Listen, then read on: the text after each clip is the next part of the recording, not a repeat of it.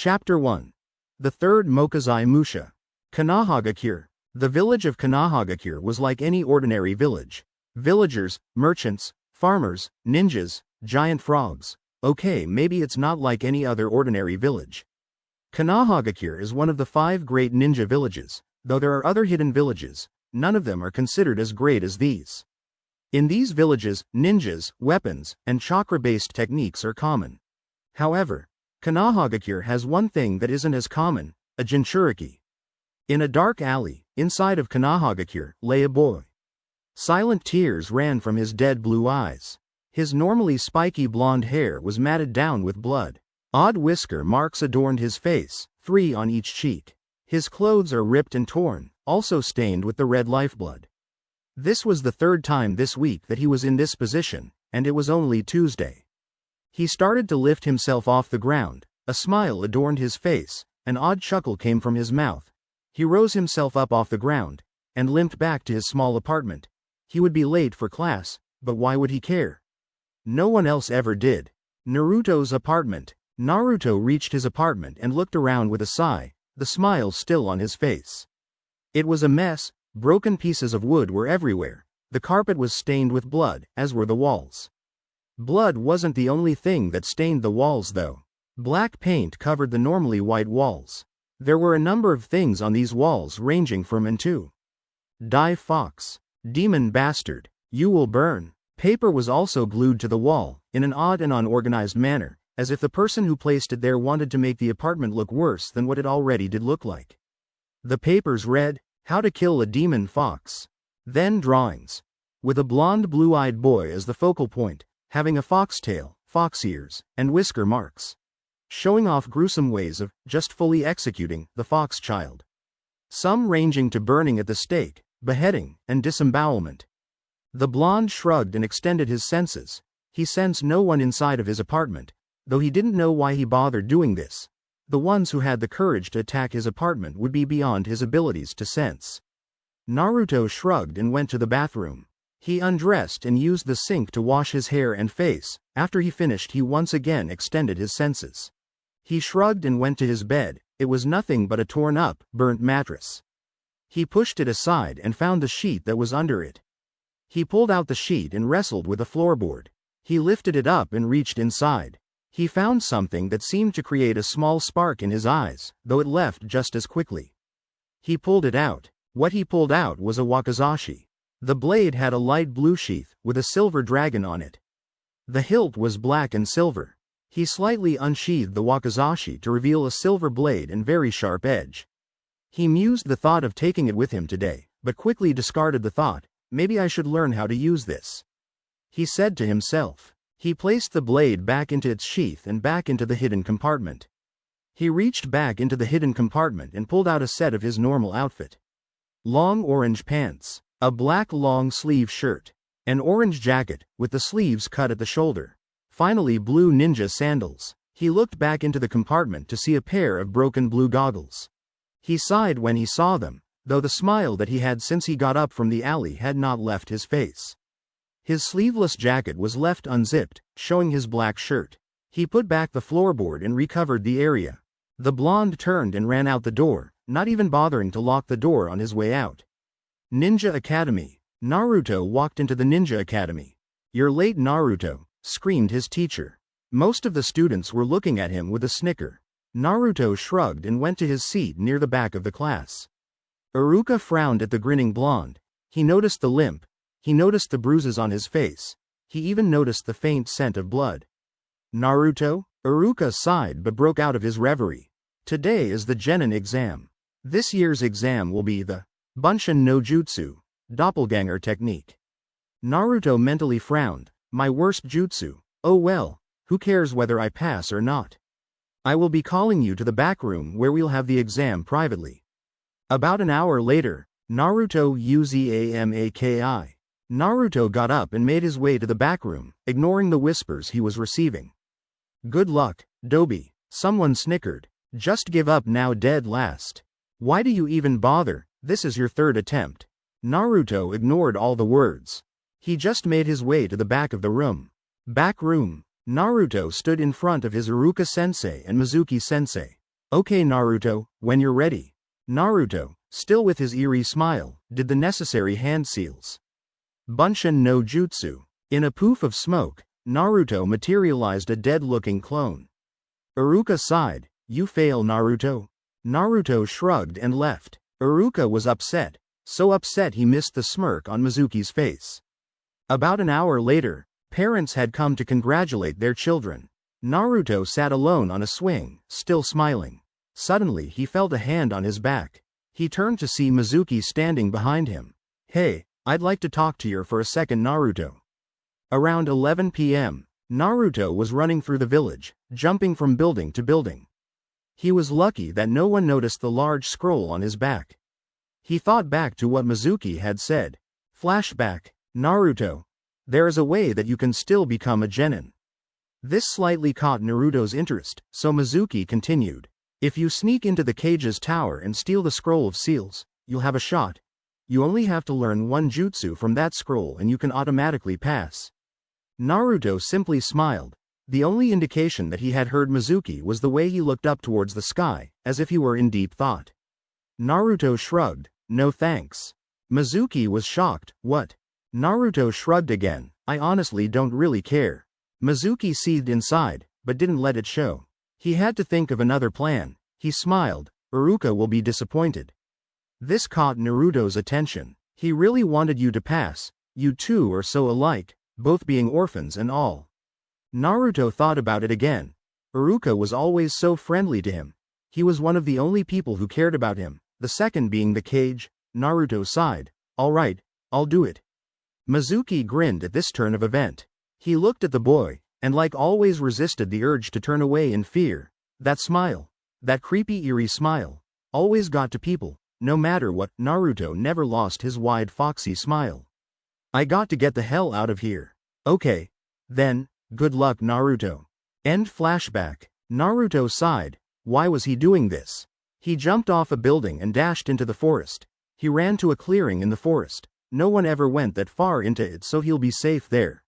Outside the cage tower, Hokage-sama. "This time Naruto just went too far," screamed an angry shinobi. "That's right, we should take this chance to kill the demon." The Hokage for his part didn't waver in his decision. He sent a wave of killer intent out. "You will return Naruto here to me unharmed. I'll be the one to decide his punishment. Remember this." Thought his words were barely above a whisper. Everyone heard it. They felt a drop in temperature due to the ice in his voice. They nodded and disappeared to find the blonde kitsune. "Naruto, I thought your pranking days were over. Curse you Arashi. How am I supposed to protect your son?" Thought the aged cage with a sad look on his face. He turned to walk up the tower and find his crystal ball. Deep in the forest, Naruto opened the scroll next to an old shed and began reading. Kage Bunshin no Jutsu. Shadow clone technique. Don't see the point of learning another clone technique. Can't even get the simpler one right. He kept reading through the scrolls. Mokuton Hajutsu. Jukai Koden. Wood release secret technique. Birth of dense woodland. Well, I can't spend all day reading. This one looks interesting. Wonder what the hell a Hajutsu is. Oh well, probably not important. Naruto mused, not knowing that Hajutsu stood for secret technique, a technique only doable by those of a certain blood.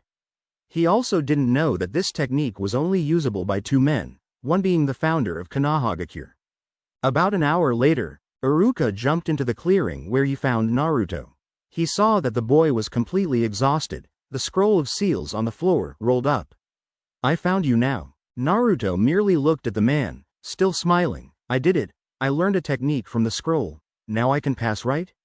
Iruka stared at him with wide eyes. "What the hell gave you that idea?" That's when Iruka heard it, several shuriken flying at the boy. Iruka jumped at Naruto and pushed him aside, taking the shurikens in his back. Iruka grunted in pain. He turned to see the smirking face of Mizuki. He was shocked. "Mizuki-sensei, what are you doing?" Naruto screamed out, his smile finally fading from his face.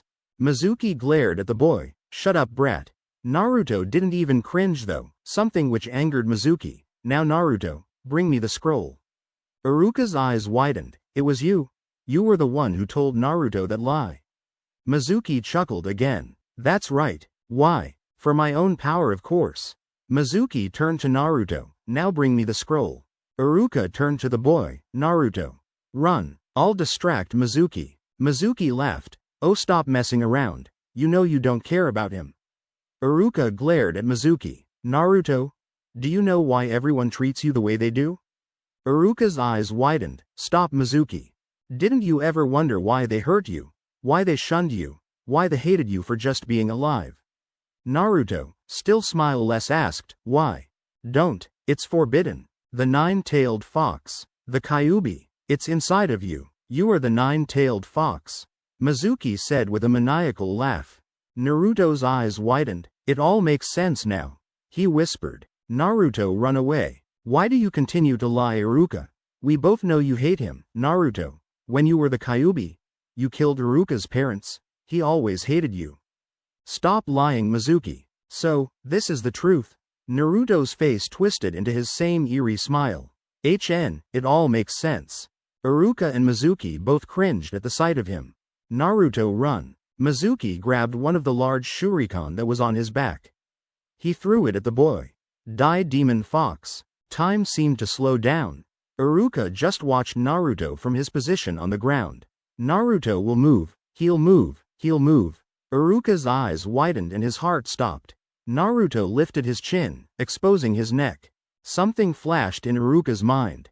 Flashback. Iruka burst into the waiting room of the hospital.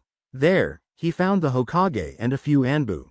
Where's Naruto? What happened to him? Hokage sighed, and Anbu found him trying to hang himself. Iruka's eyes widened. It almost killed him. He was just starting to get close to the prankster, the boy that he used to hate, the one who reminded him of himself. End flashback. That was the 4 years ago. The day that Naruto lost his spirit. The day that his heart died. The people kept pushing him closer to the edge, and he finally broke. Iruka cursed himself in part. He could have done more for the boy. He laughed himself in front of Naruto, taking the giant shuriken with a sick stabbing noise. Some type of liquid hit Naruto's face. He didn't even grimace when he saw that it was some blood that Iruka spat up. His eyes widened though. Naruto, I'm so sorry. I'm sorry for not being there. I'm sorry for not helping you more. I could have been there for you. You used to be just like me, the type that just wanted attention. But I let that part of you die, and I'm so sorry. Iruka managed to get out before he fell on the floor. Naruto snarled when he heard Mizuki laugh. He continued to smile though, as he walked past Iruka, towards Mizuki. If you ever touch my sensei again, I'll kill you. Try it, nine-tailed fox. Mizuki grabbed his other giant shuriken and threw it at the kitsune. Naruto started doing hand seals, his chakra flared. Mokuton Hajutsu. Jukai Koten. Suddenly a large root, the size of an anaconda, exploded from the ground, in front of Naruto. The shuriken that Mizuki threw was easily deflected. Mizuki was too stunned to move. He large root hit the Chunin in the gut, knocking the wind out of him. He was launched several feet back, being pushed with the root, and he was slammed into a tree. Naruto turned back to Iruka. Suddenly a few Anbu landed around Naruto. Naruto, what are you doing? Why did you steal the scroll? Naruto sighed, but it was Iruka who answered. It was because of Mizuki. One of the Anbu nodded. He looked at the root that was holding Mizuki in place. It was slowly descending back into the soil. Mizuki was let go and fell helplessly to the earth. Mokuton? Did Naruto? He turned back to Naruto. The Hokage wants to see you. He turned back to his 3 companions. You 3, take Iruka to the hospital and take Mizuki to Ibiki. The other Anbu nodded. The captain went and picked up the scroll. I'm sure the Hokage will want to see you, Naruto. Naruto nodded, and I want to see him to Yamato-san. Yamato nodded and grabbed the boy and preformed a Shunshin no Jutsu, body flicker technique. Hokage Tower. Naruto and Yamato just arrived at the cage tower in the Hokage's private offer. Yamato-san. While I speak to Naruto-kun, please go call of the search. Yamato nodded. Yes, Hokage-sama. But there is something that you should know. Yamato started, but the Hokage just held up his hand. I know about Naruto-kun's Mokuton ability. Yamato nodded and poofed out of the room. The Hokage looked at the smiling boy in front of him. Have a seat, please, gesturing to the seat in front of his desk. Naruto nodded and walked over to the seat. Mokuton skills. Pretty rare. Cut the bullshit. You know why I'm here. Naruto interrupted the cage in a sing-song voice. The cage slightly grimaced. Arashi. I'm so sorry. I couldn't protect him after all. Simply put, the Kyuubi couldn't be killed. The Yondaime was forced to seal him. They couldn't seal him inside of an inanimate object or a grown adult. He was forced to do so inside of a child. Naruto nodded in understanding. Why me? Sarutobi grimaced. Known he was going to hate this part. Sarutobi nodded and went to hit safe, at the corner of his office. He opened it and pulled out 2 envelopes. He threw one to Naruto and set the other on his desk. Naruto opened it and read the letter inside of it. Dear Naruto. Hello my son. I first want to say that I'm sorry. I know that I'm placing a heavy burden on you. Being the jailer for one of the most powerful beings in existence. I know for a fact that you will never live a normal life. Please understand that I had little choice. Kyuubi is coming closer and closer to our beloved village. If I don't do something to stop him, we all would die. I know that in the end, that you would prefer me to seal him in your body, and you would like me to seal it in your sister's. Naruto's eyes widened. He looked up at the cage for a second. I hope you're looking after her. She may just be 7 minutes you junior, but it still means that she is your little sister. You better be being a good big brother. If you haven't guessed yet, your old man is the Hokage. The 4th to be exact. Because of this I expect you to become much stronger than I was. And you better become stronger. Anyway, I just want to say I'm sorry for everything that I'm most likely missing out on. Birthdays. Graduations. The first time you held a kunai. The only thing that eases my mind is the fact that I'm leaving you in this village. I know that you'll be treated like the hero that you are. I hope they aren't spoiling too much. You better not be a brat. I'm sorry Naruto, but I can't write anymore. Kyuubi is coming closer and I have to leave or it will be too late. Remember that I love you so much. Your father, Arashi Kazama. P.S. Please don't become a pervert. Naruto felt something that he hadn't felt in a long time, or at least hadn't let it show through his face. Anger. He quickly ripped the paper to shreds. The Hokage just watched with sympathy. Naruto slammed his hands on the desk. A hero. The son of the 4th. Why the hell didn't you tell me this before? Your father had a lot of enemies. It was best that your true name be kept secret. Uzumaki is actually the name of an ancient clan that died out a long time ago. Not many know of it, so I thought it the perfect surname. Naruto seethed. These bastards. Why don't they see me as a hero, like the 4th wanted? Sarutobi frowned. People have hard times dealing with their grief. Sometimes it turns into anger. In this case it turned into anger against a child who in fact saved the village. Maybe the world. Naruto was still seething. Why wasn't I told that I had a sister? Sarutobi frowned. The 3rd handed him the other envelope. When he opened it, he noted that the letter had multiple tear stains on it. Dear Naruto, I want to say that I'm sorry. I'm so sorry. I can't begin to express my sorrow. Your father is a silly idealist. I, on the other hand, am a realist. I know that the people won't see you as anything but the Kyuubi incarnate. Arashi just condemned you to a life of hatred, but I didn't want to damn my other child to such a punishment. So I've decided to send her away. What you don't know about me is that I was the daughter of a lord of Fire Country. I'm hoping that under my father's and mother's care, she'll grow up to become a strong ninja. I'm hoping that you'll become strong too. You're probably wondering why I'm not there holding your hand through your whole ordeal. Because of the constant skirmishes with the Kyuubi. I wasn't receiving the best of care at the hospital. I contracted a deadly disease during childbirth that affects pregnant women. Unfortunately, at the time the only woman who could help me was months away from Konohagakure. I made this dection at my last moments. I honestly don't know what else to tell you. I never thought that I'd be damning one of my own children to save another. I'm sorry, my dear Naruto. Your loving mother, Kazuna Ryu. Naruto just ripped the letter apart as well, anger welling up in his eyes. She was supposed to come back this year, to become a genin, but she was held back by her grandfather. He wanted her to finish learning the Ryu clan's style of fighting before she left. Supposedly she'll come within a year. Naruto smiled and looked straight at the cage. I hate you. You know that, right? I hate you. My father. My mother. My sister. My grandparents. And this whole damn village. For all I care, you can all burn in hell. Sarutobi felt like he was hit in the heart by a rusty dagger. He thought for a long time. Naruto. I have a deal for you. Chapter 2. Deals and Dreams. Alright, see ya later bro, said an excited Konohamaru as he ran off. Naruto just nodded in goodbye. Konohamaru had been bugging Naruto to teach him some ninja skills for a while, since morning when he punched Konohamaru, even though he was warned that the younger boy was the grandson of the third. Eventually Ebisu, Konohamaru's private trainer, came and tried to pull the boy away from the young kitsune. Something about the whole situation pissed Naruto off, so he showed off his new jutsu. Luckily, for Naruto, the trio was conveniently close to the hot springs, so Naruto used Mokuton Hajutsu, Jukai Koden, to launch the special trainer into the woman's side of the hot springs. The younger boys haven't heard from him since. Naruto sighed and walked back to his apartment.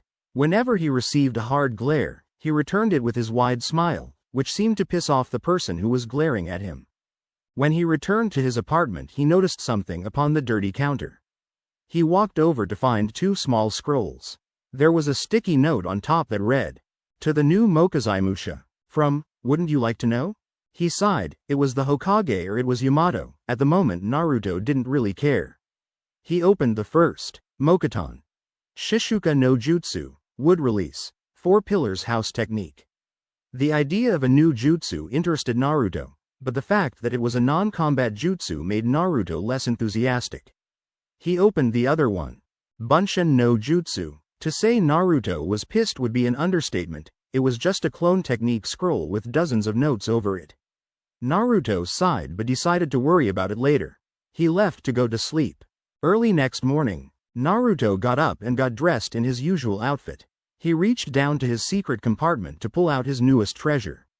Because of the complicated technique that he had learned during the Mizuki ordeal, the Hokage decided to promote Naruto to Chunin. He didn't just receive a brand new hide like all the other kids either. He received one that belonged to his Iruka-sensei. Iruka had given it to him personally. It was now one of his greatest treasures. The second, and only other one, would be her Wakizashi, his very first friend. Flashback 6 years ago. Ah monster. A chibi Naruto latched onto the Hokage, burying his face into the Hokage's robes, shaking in fear. They were currently at a festival in another village, in Fire Country. Sarutobi chuckled a little bit. It's not a monster, Naruto-kun. It's just an animal, it won't hurt you. Naruto looked up at the cage for a moment before turning back to the monster. It was a huge animal, large ears, and a huge nose. That's an elephant. The cage managed to pry the kitsune off of his before setting him on the ground. He then gave Naruto small nudges towards the great beast. Go on. Get a little bit closer. Naruto surely but slowly started making his way to the animal. The Hokage, along with a few Anbu for protection, had taken Naruto to this place for his birthday. The third had been aware of the increasing abuse that Naruto would receive at this time of year. So here they were, a week before the actual day, hoping Naruto would have a happy birthday for once. Naruto inched closer and closer to the caged animal. Suddenly it lifted its head and blew air at its trunk, making a loud noise in the process. This seemed to make Naruto's fears go away. Wow, he started jumping up and down. He turned back to the old man. Did you see what he did? Did you see? Did you see? The aged Kage chuckled at the young boy's enthusiasm. When Konohamaru gets older, maybe I should bring him along. Naruto watched the animal for a while long before turning around and running back to the man. Unfortunately, he ran straight into someone. Both of them fell to the ground. When Naruto opened his eyes, he came face to face with a pair of crimson eyes. When he realized what happened, he immediately jumped up. Mistress. Naruto heard a man call, and saw several figures men running towards the girl. Said girl was still on the ground. Her long silver hair framed her face perfectly. She had on an elegant blue kimono. She was about the same age as Naruto. She looked at him with a bit of fear in her eyes. One of her arms was in front of her, in a defensive manner, whilst she seemed to have the other hand fingering an object behind her, a wakizashi with a black and silver hilt. End flashback. Naruto shook his head. Now was not the time for silly flashbacks. He tied the hide around his head and reached back into the compartment, pulling out the wakizashi. After thinking for a while, he opted to attach the blade to his belt on the back. Afterwards, he left, heading for the academy.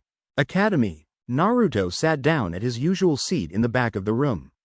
He ignored the questions he was receiving, mostly things like, "Dobi, what are you doing here? You didn't pass." When he received those questions, he merely pointed at his forehead protector, resisting the urge to flick these people off. Iruka came into the classroom sometime later, bandaged up. "Alright everybody, I'll be announcing the teams now. Your Chunin senseis will pick you up after lunch. We'll begin with Team 1. 4 hours later, Naruto was resisting the urge to go berserk. Not only had he gotten on a team with the Uchiha and his number 1 fangirl, but their Chunin sensei was officially over 2 hours late to pick them up. Sasuke was scowling, though, like Naruto, he was pissed. He'd never let it show openly. He had black hair and onyx eyes. His hide was wrapped around his head. He wore a blue shirt with the symbol of the Uchiha on it, and white shorts. Sakura, on the other hand, was at the door, looking down the halls to see if their sensei would show up. She wore her hide like a ribbon, to tie her long pink hair. He also wore a red ninja dress and black pants. Finally, she went back to her seat and sat down, obviously tired of standing. About 10 minutes later, their sensei arrived. Silver hair that seemed to defy gravity. A face mask. His hide covered his left eye. Other than that, he was dressed as an ordinary Chunin. "Yo," Sakura seethed, "you're late." Kakashi was reading a little orange book, and seemed to be giggling. He looked up at his 3 students and said, "Meet me up on the roof." With that, he poofed out of the classroom. The trio walked out of the room and to the roof. I wonder if Naruto can see his house from up there, The newly appointed Team 7 was currently sitting together on the roof. They waited for their sensei to speak. "Alright you Pinky," he said, obviously pointing at Sakura. "Give me your likes, dislikes, hobbies, and dreams for the future." Sakura looked confused. "Sensei, could you go first, so I know exactly how it's done?" Kakashi just stared for a second before nodding. "My name is Kakashi Hitaki. My likes and dislikes, dreams for the future. I have many hobbies." The teens scowled. "Only learned your name," muttered Sakura indignantly. "My name is Sakura Haruno, my likes." When she said that, she shifted her eyes to Sasuke and started giggling to herself, "My hobbies." Once again her eyes shifted to Sasuke and she started giggling again, "My dreams for the future." Once again her eyes turned to Sasuke and this time she started squealing, "My dislikes are Ino Pig." Sasuke felt an odd shiver creep through his spine every time she giggled, especially that last giggle that sounded more like a squeal. Kakashi sighed, "Now you, the mental one. My name is." There was a pause when Naruto and Sasuke both realized they were speaking at the same time, causing Kakashi to raise his eyebrow at the fact that neither of them complained about the name, but accepted it. "I meant the brooding one. That would be Sasuke." Sasuke wasn't sure whether he should smirk, in triumph, for being the one that Kakashi was talking about, or for being insulted that he was the one Kakashi was talking about when he was labeled the mental one, but decided to speak anyway. "My name is Sasuke Uchiha. I don't have many likes and I dislike many things. My hobby is training. I don't have a dream for the future, it's more like an ambition. I want to kill a certain man and resurrect my clan." Sakura had stars in her eyes. Kakashi sighed, again, "Now you, the eerily happy one." Naruto's smile, if possibly, became twice as wide. "My name is Naruto Uzumaki. I like this village. I dislike anyone who would ever try to harm my beautiful village. My hobbies include spending time with all the wonderful people in Konohagakure." At this point he was standing up, pointing a finger to the sky. "My goal is to become the greatest Hokage, so I can protect everyone."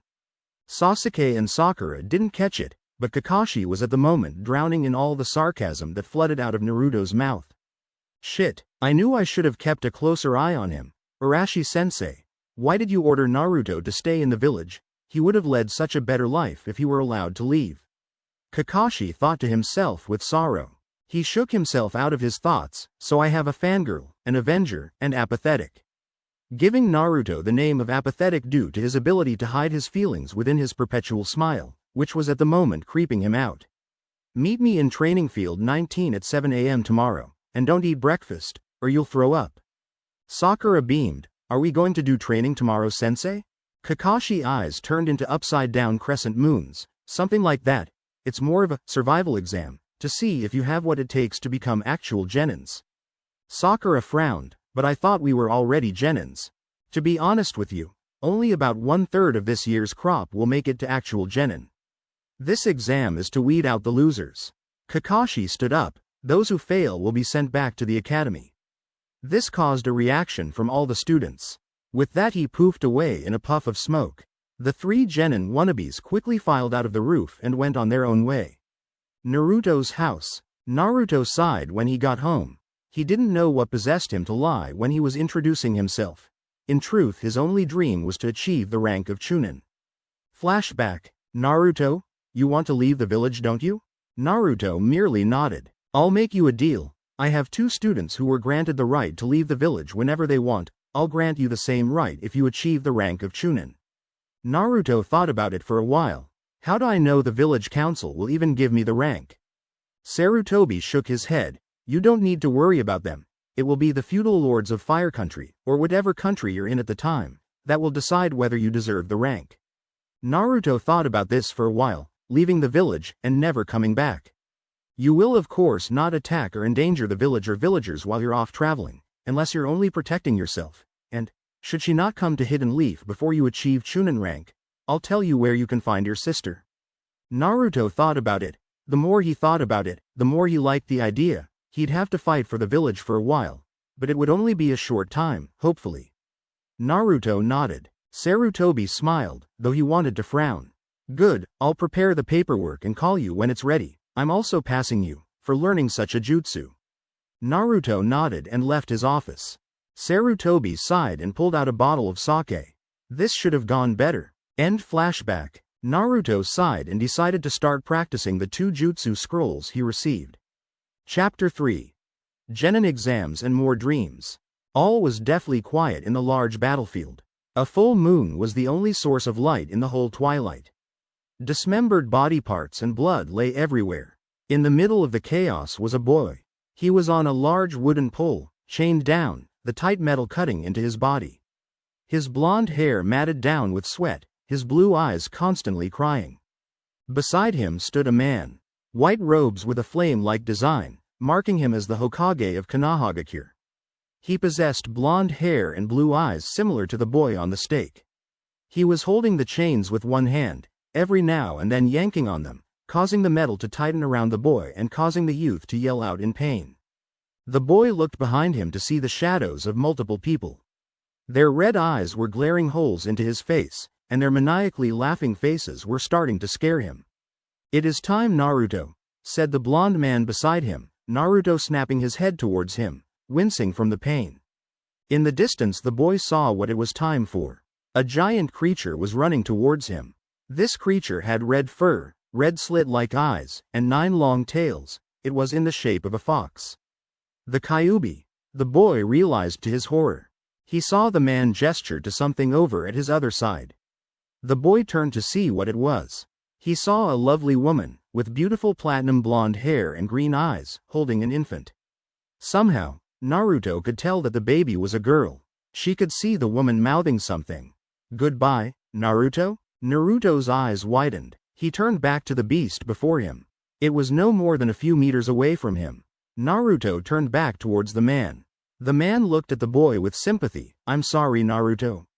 Naruto's eyes widened in shock when he heard the beast roar. He turned just in time to see himself devoured by the large maw of the monster. Ah! Naruto threw himself out of his bed. He was panting and covered with sweat. He took a few minutes to steady himself before reaching down and fingering his navel, the place where the beast was sealed. He sighed and looked at the clock. It was almost time to go. He got up and got dressed. As he was doing so, he nearly hurled at the sight of his orange jackets. Unfortunately, he couldn't buy anything else. No one would sell to him. He decided that cutting off the sleeves and the white collar would make the jacket look a little bit better, so that's what he did about a year ago. Once dressed, he picked up the same wakizashi and hite, putting both on, and left. Training Field 19. Naruto arrived, wearing the same eerie smile, which was easily fueled by pissed of villagers, at the training field. He noticed Sasuke was already there. Neither really acknowledged the other. Naruto went to sit by a tree. Sasuke was leaning against another one. About 10 minutes later, right on time, Sakura showed up.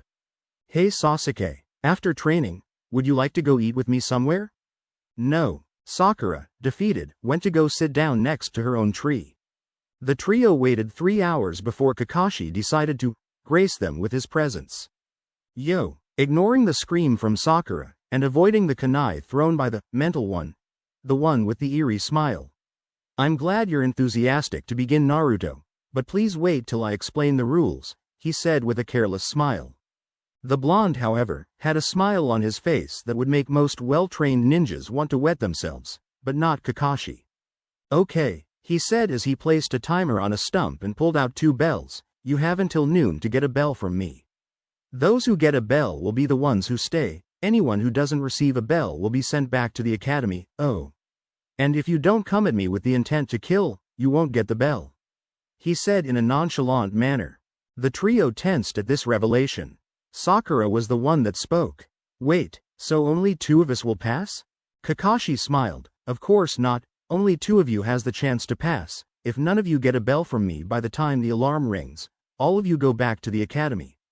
"I might get separated from Sasuke-kun," thought a distressed Sakura. "What the hell is the point of putting us in 3-man teams then? If they're just going to separate us. Damn it. I can't be sent back to the academy, not if I'm ever going to kill that man," thought an irritated Sasuke. Sakura's eyes widened at this. Naruto looked odd. "Wait, so this test is pretty much only weeding out the weaklings?" Kakashi nodded. Naruto was stunned. Then, "Why?" Naruto started to say, but voiced out his question in his head. "Why the hell did they put us into teams? They could have just done this at the academy. Why would they waste the time in putting us in balanced teams?" Kakashi noticed the blonde's confusion and grinned inside. Is he figuring it out?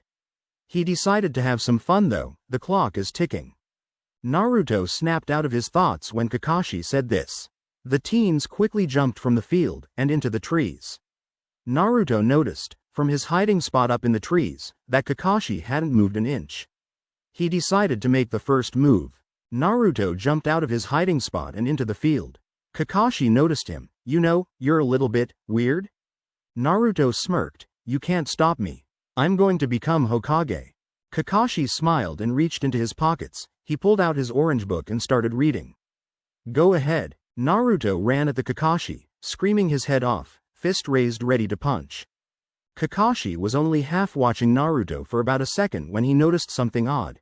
He looked up to see the blonde still running at him. -1 point for not jumping closer. He tried to figure out what was wrong, whilst drowning out the blonde's yells. Kakashi's eyes suddenly widened. Footsteps. He doesn't have any footsteps. Bunshin no jutsu? Naruto jumped at Kakashi, the boy's body fading through the adults. Kakashi then saw what was behind the boy, a large root, coming straight at him.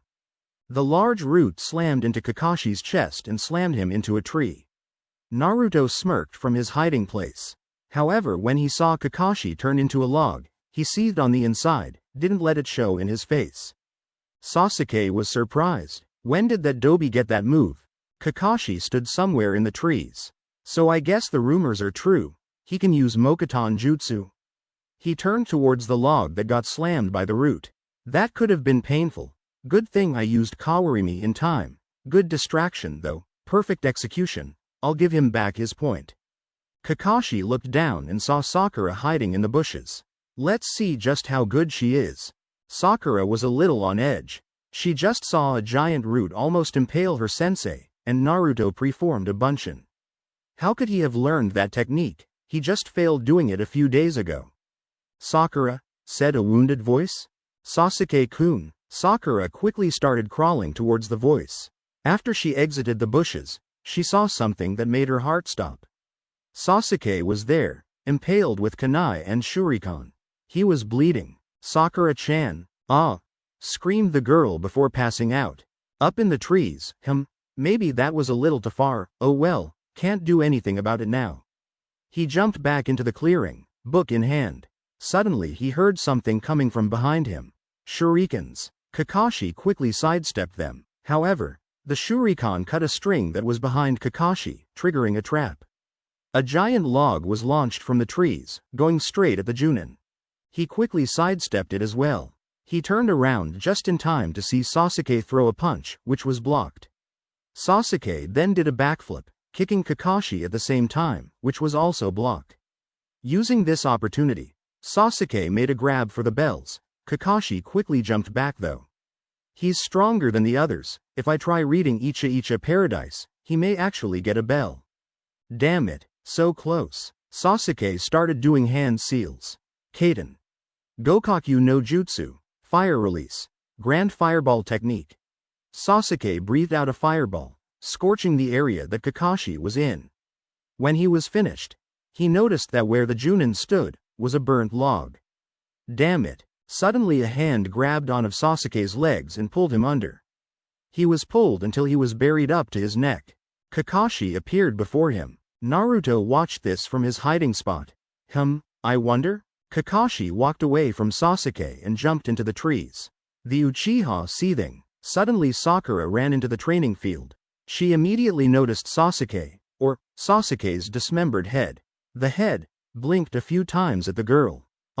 From his spot in the forest. What the hell is she screaming about this time? About 30 minutes later Sasuke managed to dig himself out. Just in time for Sakura to wake up. Sasuke-kun, you're alright. I'm far from alright. I was so close to getting a bell, damn it. Sasuke said as he jumped into the trees. Wait, Sasuke-kun. She was about to jump after him, when she spotted something shining in the corner. Is that a bell? He must have dropped it. Sakura ran to get the bell. However, she was suddenly raised high into the air, when her foot was caught in a rope. Sakura, if it's obviously a trap, don't pick anything up. Kakashi said with a bored expression, as he picked up the bell. He looked back up at Sakura. You must look underneath the underneath. He said. Unfortunately he didn't notice what was underneath him. A sapling was making itself out of the ground from underneath him. It quickly started wrapping itself around his legs and pulled the Chunin under. How's that for looking underneath the underneath? Kakashi heard a certain foxboy say from the forest. Okay. It's all fun and games until someone starts ripping off my techniques. With that Kakashi puffed away in smoke. A clone? Thought a discouraged blonde. Suddenly the alarm rang. Damn it. The trio ran off, after Kakashi used a kunai to release Sakura from the trap.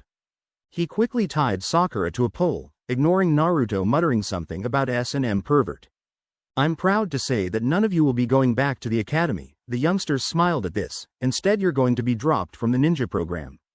What? Screamed Sakura. The other two looked about ready to scream, though you couldn't really tell with Naruto. You don't have what it takes to become ninja. Tell me, what is the point of being put in a 3-man squad? Naruto answered, teamwork.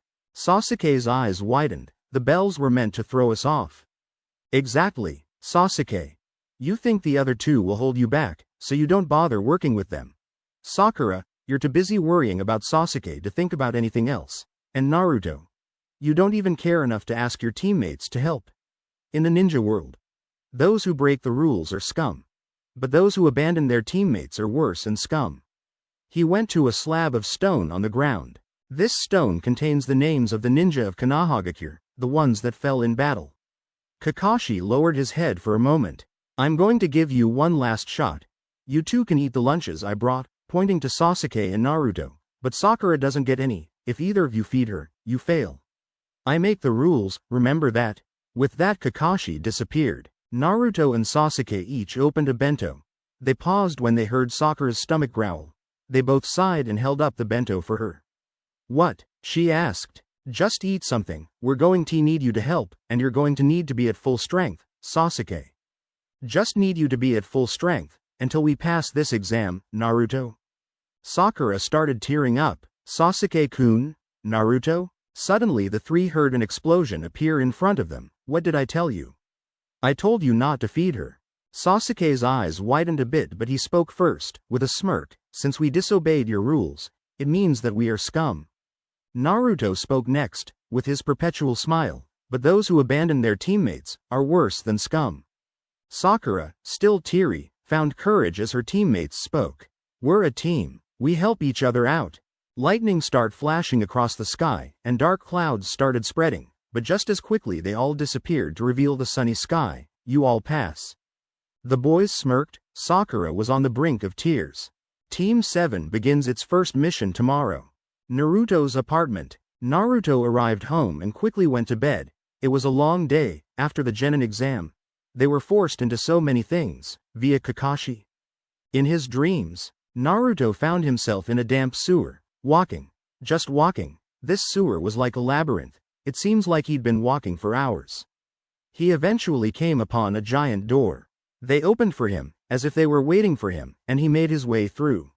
He found a gigantic jail cell, with a paper with the kanji for seal on it. Come closer, child. Naruto did as commanded. He saw through the bars and pair of red slit-like eyes, and sharp pointy teeth. Suddenly a clawed paw went through the bars, stopping only an inch from the boy's face. Naruto didn't move an inch. I like you, brat, said the beast with a foxy smile. Naruto smiled back at him. I wish I could say the feeling was reciprocated. Where the hell's the exit? Wait, don't you want to know who I am? Naruto, for the first time in a while, wasn't smiling. Instead, he had a look of pure uninterest and boredom. Duh.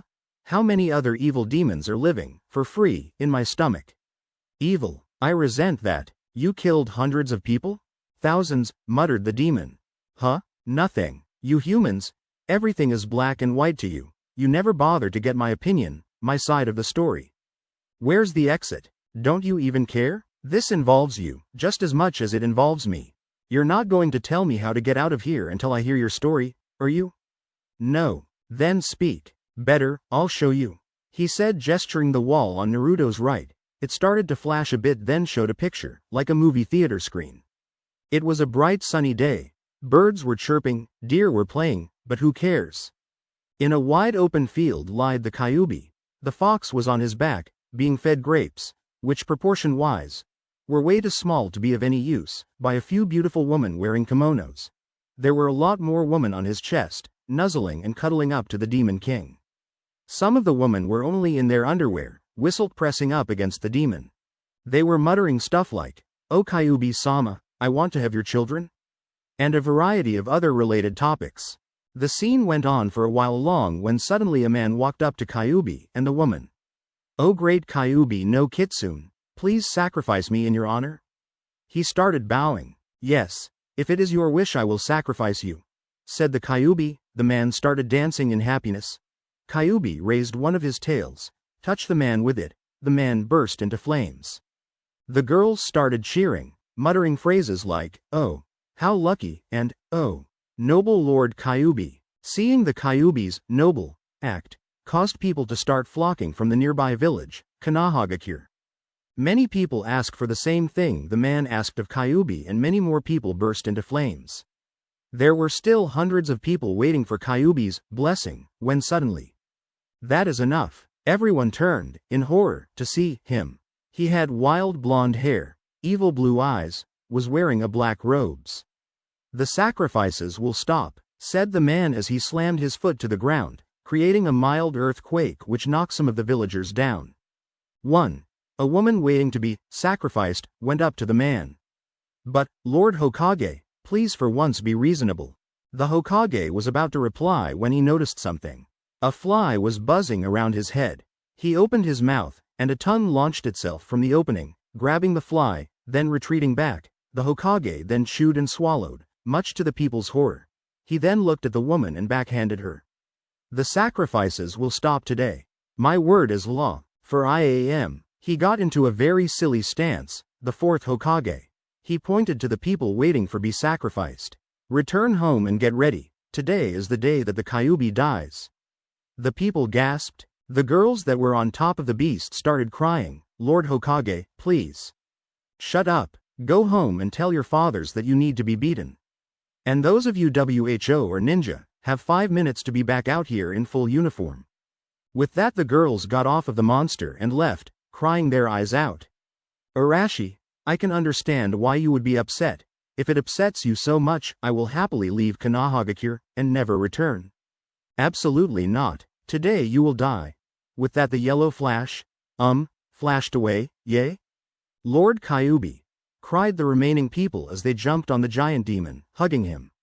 The Kyuubi returned the hug. This cannot be. I will allow myself to die, so you all may live. No, Lord Kyuubi, chorused the crowd. Please destroy our whole village in your name. As you wish. The battle raged on for hours. Kyuubi, nobly, killing the people who came against it. No one could kill the Kyuubi. It was just too powerful, until finally Urashi got an idea. I'll use Shiki Fuin to seal the Kyuubi within a small child. Since I'm such an ass, I'll use my own little boy, mused the cage. Sarutobi looked worried, but Urashi-kun, couldn't we just use Shiki Fuin, without the needless sacrifice? Yes, but then it wouldn't be any fun, he said as he grabbed his baby boy. You, pointing to all the people, are to hate this boy and treat him like crap. I will sacrifice myself nobly and forever remain cool. The ninjas sadly nodded. So it happened. The Kyuubi was sealed inside of the crying baby boy. The Yondaime died. The screen faded, and that's pretty much what happened. Naruto turned to the Kyuubi. He still looked uninterested. Now he had a raised eyebrow. What? That's what happened. I'll find my own way out. Maybe if I'm lucky I'll get lost and die. Wait, alright, maybe I exaggerated a little? A little. Anyway, ignoring his accusation? I brought you here to speak to you. I'm here to help you. How could you possibly benefit me? I have knowledge. I was originally just waiting around for you to die, so I can finally be free to go to the afterlife. But after you gained that wood trick, I figured this might be more fun. Why should I trust you? That's for you to figure out. Now do you want to talk? Naruto thought for a moment. I'll listen. With the exception of the third and Iruka, this guy is the only one who's ever treated me nice. Disregarding the fact that I've only known him for about 5 minutes, it still may be interesting to listen to him. Well, Chapter 4. Journey to Wave. In the vast forest of Konohagakure stood a cat. Not just any cat. This cat belonged to the wife of one of the most important lords of Fire Country. It had run away, for the 3rd time for the 4th time this week, and it was only Thursday. Every now and then, the cat had to get away from that crazy hugging lady, and recently, for one reason or another, security had been ignoring the fleeing animal, causing the woman to hire nins from Konohagakure to find it. The cat didn't mind though. It received a few hours of peace and quiet. A ninja team would show up to rescue it, then it would return home for a nice meal and a warm bed. Most recently, the ones coming to pick up the cat recently consisted of this pretty pink-haired girl, who loved to cuddle him against her chest, something that he didn't mind. A brooding boy, who looked like he had a stick up his ass, and some idiot that never stops smiling. The cat yawned as he lay on the forest floor. That's when it happened. He heard something jump out of the trees behind him. He quickly jumped to his feet, turning around, to see a large root coming at him. The cat's eyes widened as he turned to run away. It didn't get far. The root wrapped itself around the cat, holding on to him by the back legs and tail, and lifted it up. The cat hissed and scratched at the piece of wood that was holding it. But nothing it did would make the appendage let him go. Finally the cat noticed something out of the corner of his eye. He stops fighting, letting himself just hang, and sees the idiot that never stops smiling. The boy was wearing an orange, sleeveless jacket that was left open, showing his black shirt, orange pants, a blade strapped to his back, and an odd object on his right wrist that looks like a Christmas wreath, with leaves shaped like regular leaves instead of being shaped like needles. That cat noticed the wide smile on the boy's face, and cringed. Finally the cat noticed something that almost made him wet himself. A kunai was in the boy's left hand. Meow? He can hear the boy snickering to himself as he slowly raises the kunai. Naruto. Naruto sighs and puts away his kunai, just as a pink blur comes in and snatches the cat from the root. The cat clutches onto Sakura, holding onto her for dear life, inadvertently clawing the poor girl. Naruto, what the hell do you think you're doing? This is an innocent animal. The innocent animal, which had his head buried in Sakura's chest, took a second to look up at the boy. The smile he was receiving nearly caused him to soil himself and Sakura. Sasuke exits the forest, meeting the other 3 if you count the cat, in the clearing. Sakura, being the only one wearing a headset, decides to report in. We found the cat, Kakashi-sensei, we're coming back. They were answered with a perverted giggle. Sakura growled and walked off. Naruto was about to walk off as well, but a hand on his shoulder stopped him. Next time we have to find that stupid cat. I'll stall Sakura, while you check whether it's still alive. Sasuke said with a smirk. Naruto's smile widened. Hokage Tower. Oh my precious kitty. The Lord's wife clutched onto the cat as hard as she could. Oddly enough, the cat seemed to be hugging her back. Weird. The lady left, leaving Team 7 alone with the mission assignment committee. The Hokage, Iruka, a few other teachers that Naruto didn't bother remembering, and a few Anbu. Good job on once again retrieving the cat. Let's see, another mission, farming potatoes, babysitting the Lord's grandson. The Hokage started. No, no, no, screamed the pink-hair ninja. This caused the Hokage to pause and look up at her. We've had enough of these stupid missions. Can't you for once give us something decent to do? Sasuke and Naruto both nodded. Kakashi mentally groaned. They were bound to complain sooner or later. Iruka stood up, slamming his hands to the table. That's enough out of you. A gesture from the third stopped him. The Hokage sighed. I think I need to explain the mission rankings once again. You see, there are 5 types of mission rankings. The Hokage started speaking about the mission rankings, but he was, unknowingly, ignored. Hey Kakashi-sensei. What's the big deal about that book you're always reading? Asked Sakura. Kakashi went into a long, detailed explanation on why the Icha Icha series are works of genius. After the Hokage was done explaining about mission rankings, is about the time he noticed that no one was listening to him. Hey, are any of you listening to me? Kakashi looked up from Sakura and Sasuke's stunned faces. I'm sorry, were you saying something? The Hokage growled slightly. Hey old man. The Hokage looked up to see Naruto. Would you just give us a decent mission? I need a chance to test how far I've come before the exams. The Hokage resisted the urge to frown. The truth was Naruto wanted to train so he can gain the rank of Chunin, so he could leave. The third, inadvertently, glanced at a picture of the fourth, at the side of the room, which went unnoticed by everyone but Kakashi and Naruto. Or perhaps the others just didn't see anything odd about it. I suppose something can be set up. Hokage-sama, we can't hold these children back forever. Iruka. Sarutobi gestured to an Anbu at the door. Send in Tazuna. The Anbu nodded and left the room. He came back about a minute later with an old man. The old man stood right in front of the door. My name is Tazuna, the bridge builder. I expect you to protect me while I finish the bridge that will connect my country to the mainland. He took a moment to look at the ninja in front of him and frowned. This is the team that will be protecting me? They don't look that tough to me, especially that short one with the stupid grin on his face. He was cut off when a thrown kunai implanted itself into the door, about half an inch under the man's crotch, causing all the men in the room to cringe slightly. Naruto, yelled the pink-haired kunoichi. Naruto turned to her with a smile. Don't know why you're yelling at me for, I'm pretty sure that's one of your kunai. Sakura's eyes widened as she went to check her kunai pouch. She was missing one. Son of a bitch, I swear you, sometimes you act like nothing more than a demon. This caused all the adults to shudder. Kakashi chose this moment to step in.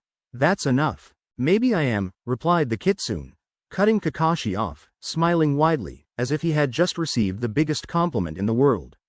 The adults cringed again. Sakura cringed at the boy's smile. Meet at the west gate in an hour, said the Hokage, holding his head.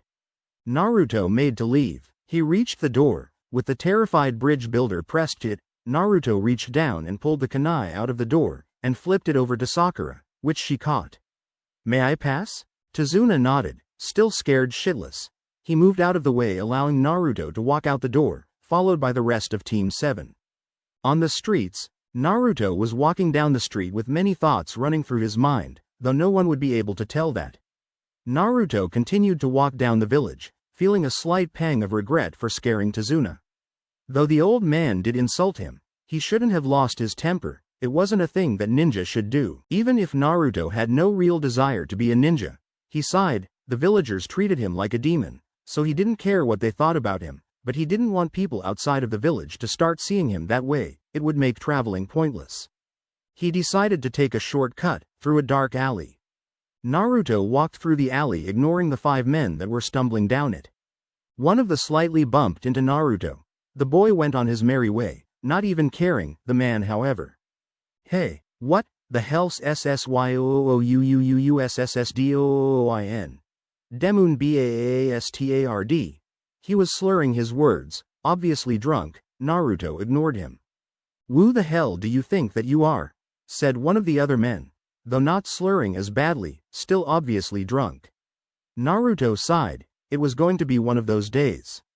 He slowly turned, in time to see the man who bumped into him throw a punch.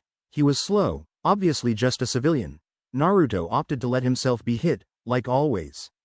Though he wasn't a ninja, he was still pretty strong enough to knock Naruto off his feet. This seemed to trigger something in Naruto's mind.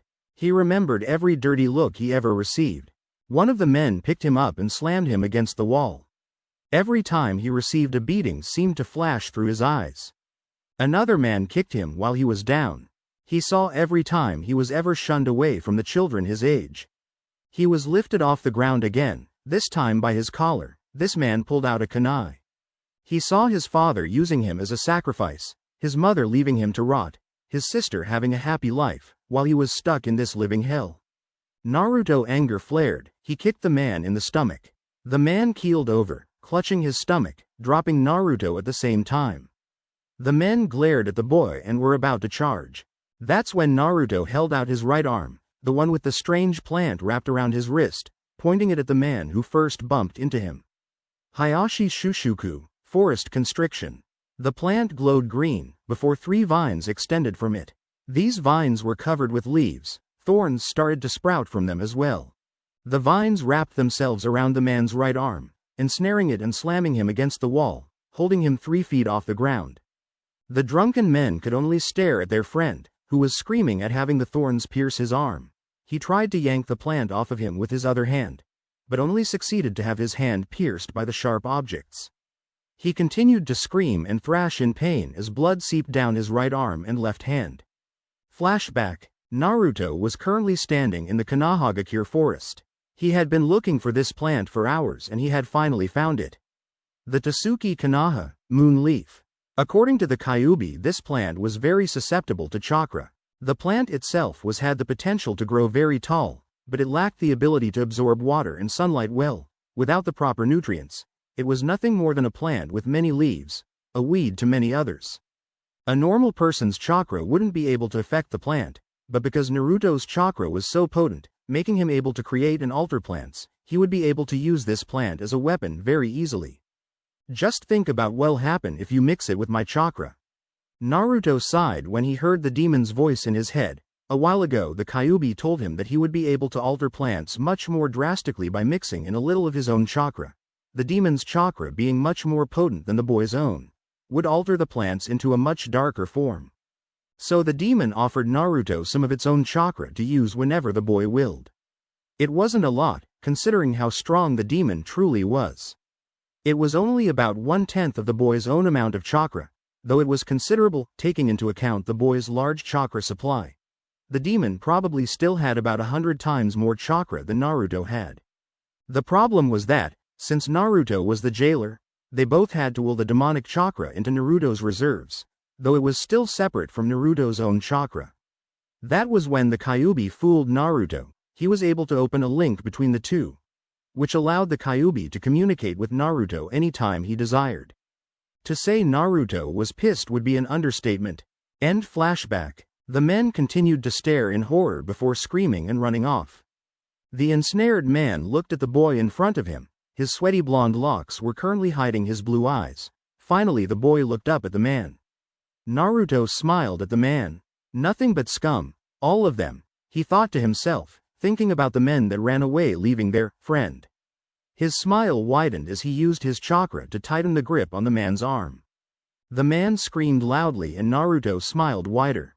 So I guess about now, I'm pretty much the lord, demon bastard, of the whole world? The man sniffled a bit at the statement.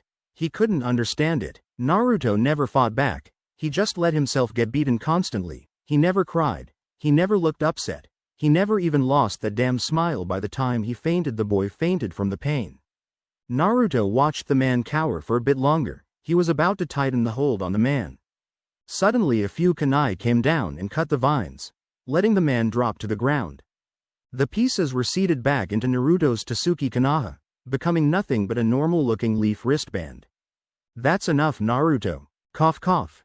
Though you were, cough, in the right to defend yourself. Cough. You are taking it much too far. Naruto recognized both voices. One belonged to Genma Shiranui, the second to Gekko Hayate. Naruto smiled at the two and walked away. He paused for a moment to look at the man. Oh, and you're drunk at 11 o'clock in the morning. Have some damn self-control. He exited the alley. Genma stared off in the direction the boy left in. Wonder if I can pick up that smiling trick from him. Seems to effectively freak the shit out of people. Genma turned back to the man on the floor. He was clutching his wrist, with his bleeding hand, and was still crying in pain. He's already suffered enough, however I will tell the Hokage about the other four, that should be fun. I'll take this man to the hospital. Genma walked over to the man, picked him up, and disappeared in a swirl of leaves. Gekko looked off in the direction that Naruto came from. Cough, wonder what did she think about this Naruto. Flashback. Continuation from Chapter 2. The two children looked up at each other. One had golden hair with blue eyes. The other had silver hair with red eyes. The girl looked at the boy, still frightened slightly. Mistress. 3 men came from behind the girl, each of them pulling katanas out and pointing them at the boy. In an instant the Hokage, who had been watching the whole event, stood between Naruto and the armed men. A second later 4 Anbu stood behind the Hokage. Oh, calm down you 3. The voice came from an old man standing a small ways behind the 3 men and 1 girl. The old man had gray hair, no beard, and ceremonial blue robes on. He had 4 other armed men, though their katanas were sheathed, with him. It was an honest mistake. Sarutobi smiled. Yoko my friend, it's been far too long. Yoko blinked and then smiled. Sarutobi. How are you doing old friend? Fine, fine. He turned to the little girl in front of him. Is this Rei? She's grown since the last time I saw her. She sure has. Yoko-sama, Rei-heim, said one of the Anbu while bowing. Yoko blinked again. Is that you Gekko? The Anbu nodded. Well then, how are you doing? Naruto watched the whole exchange take place. He was curious on how the Hokage knew this man. He was also curious on how Gekko knew this man. Suddenly the back of his shirt was tugged and he was pulled backwards. He saw it was Yamato pulling him back, kneeling next to him. Since you're with us, you should probably know, Yoko, Rei, Gekko, and these men, indicating the men that were with Yoko, and the ones who were with Rei, who finally sheathed their swords, belong to the Hayate clan. A clan that specializes in kenjutsu, sword technique. Though they live in Fire Country, they don't belong to Konohagakure, or any other ninja village for that matter. However, a few of their warriors, like Gekko, leave home at a very young age to become ninja for Konohagakure. He waited a moment for the information to settle into Naruto. The Hayate clan live in another village, in Fire Country. It's one of the only clans that the Shoden, the first Hokage, failed in uniting with others to create Konohagakure. Sarutobi has been trying to recruit them for years, and over the years he acquired a friendship with Yoko, the former clan head of the Hayate clan, and Kazuma, the current leader of the clan. Yoko is Kazuma's father, and Kazuma is Rei's father. He again paused for a moment. She's the second child of Kazuma. Naruto nodded and Yamato stood back up. Rei, who had finally gotten off the ground when her grandfather started speaking, walked over to Naruto. She stared at him for a while. She smiled widely at him. Hi, my name is Rei. My name is Naruto, replied the blonde, though it sounded like more of a squeak. Rei's smile widened. I like your cheeks. The whisker marks make you look like a kitty. Or maybe a fox, said the little girl with a laugh, though her last statement made the adults, from Konoha, cringe slightly, though Naruto blushed. End flashback. Gekko sighed. In truth he felt nothing but sympathy for the boy, as did a good portion of ninja. However, the villagers and over half the ninjas in the village felt that the boy was a plague. Gekko thought about what Naruto just did. He couldn't blame the boy, but he knew that things will become much harder for the fox child. Kakashi's house. Kakashi exited his large house. He noticed an Anbu appear right in front of him. The Anbu, obviously a woman, had a hawk mask. Hello Rin, Kakashi said with a smile. Hello Kakashi. Are you busy? C-rank mission, was his only reply. C-rank missions meant leaving the village. Oh. Rin took off her mask to reveal her slightly depressed green eyes and the red marks on her cheeks. Her brown hair fell to about her neck. How's he doing? Kakashi sighed. I ask myself all the time if things would be different if Sensei was still alive. Kakashi smiled. Sometimes I wonder if he would have taken Naruto out of the village when he saw the treatment the boy received. Then we'd be the ones to have the most powerful ninja against us. Fools. Rin frowned. If they knew the truth about his parents, he would probably be treated better, but then he'd have to deal with assassins all the time. Kakashi nodded. Want to come visit the Stone of Heroes with me? Sensei and Obito may be getting lonely. Rin smiled and nodded. Naruto's house. You should have added my chakra to that, it would have worked better. Naruto ignored the question. He honestly didn't care. He knew that he got his point across to the man. Though Naruto was curious on how the demon's chakra would affect his wristband. Flashback. Team 7 were training. Sakura was in one area, punching a dummy. Sasuke was over in another area practicing his Kaden jutsus. Naruto was sitting in a meditative stance practicing his Mokuton jutsus. Sakura was secretly jealous of both boys. Having each a special element, she inwardly thought about pursuing her own, specializing in her own jutsu. Naruto, not noticing Kakashi creeping up behind him, released his hold on the plant that he was currently moving. He had been practicing directing the plants, using his chakra, for about an hour now. He decided to finally try out what the Kyuubi suggested, mutating plants. He reached for that small storage of demonic chakra that he possessed, and pulled on a bit of it. He mixed it with his own chakra, and did the necessary hand seals for Mokuton Hajutsu, Jukai Koden. Like always, the plant sprouted from the ground. This one was different though. First off, the size was amazing, considering that he didn't use too much of his own chakra. It was about 10 feet tall. Half a foot in diameter, except for the strange bud on the top. It was an oval shape, about a foot in diameter. Finally, unlike its other plants, this plant was not brown or green, this one was a sickly pale purple color. Naruto, who was now standing, could only stare at the plant. Sakura and Sasuke were now looking at the demonic plant as well. Kakashi, who was holding his book and came to stand next to Naruto, was also staring at the thing before him. Idiot! Stop gawking. Don't lose control of that thing. Naruto was too late. The bud opened to reveal huge sets of fangs. The plant before him looked like a snake, sans the eyes. It snapped its fangs open and closed a few times, as if to test them, before snapping in the direction of Naruto and Kakashi. Naruto quickly and easily jumped away to a safe distance, however Kakashi's Chunin skills made him a bit overconfident. He jumped away about a second after Naruto did. What Kakashi didn't expect was for the plant's jaws to close around his book, tearing the manuscript out of the Chunin's hands. The Chunin landed right next to Naruto. The Chunin clenched his fist together and growled. The plant snapped his head up and back, throwing the book into the air, and catching it again in its opened maw. Kakashi's eyes widened.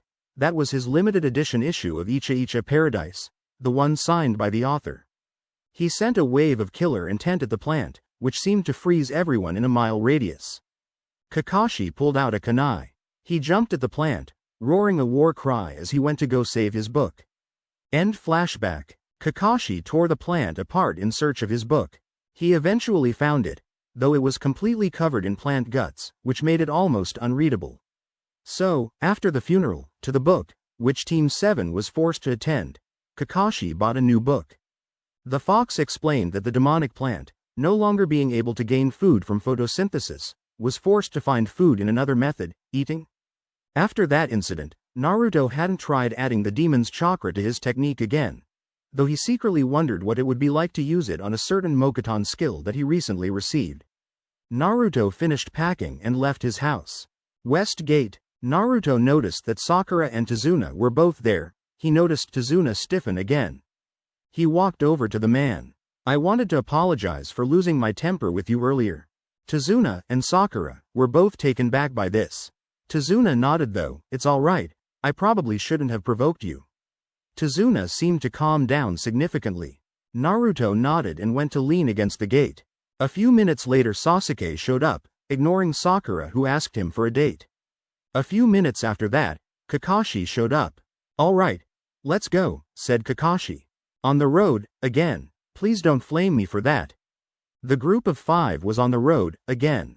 Kakashi was reading. Sasuke was brooding. Sakura was thinking of a way to get Sasuke to go out with her. Tazuna was thinking. Naruto was still thinking about how Kyuubi's chakra would affect plants. Tazuna and the children didn't even concern themselves with the puddle that was on the ground, but Kakashi did. It hadn't rained in weeks. Once the group had passed the puddle, two figures rose out of it. Each had a clawed gauntlet. They were both attached with a chain.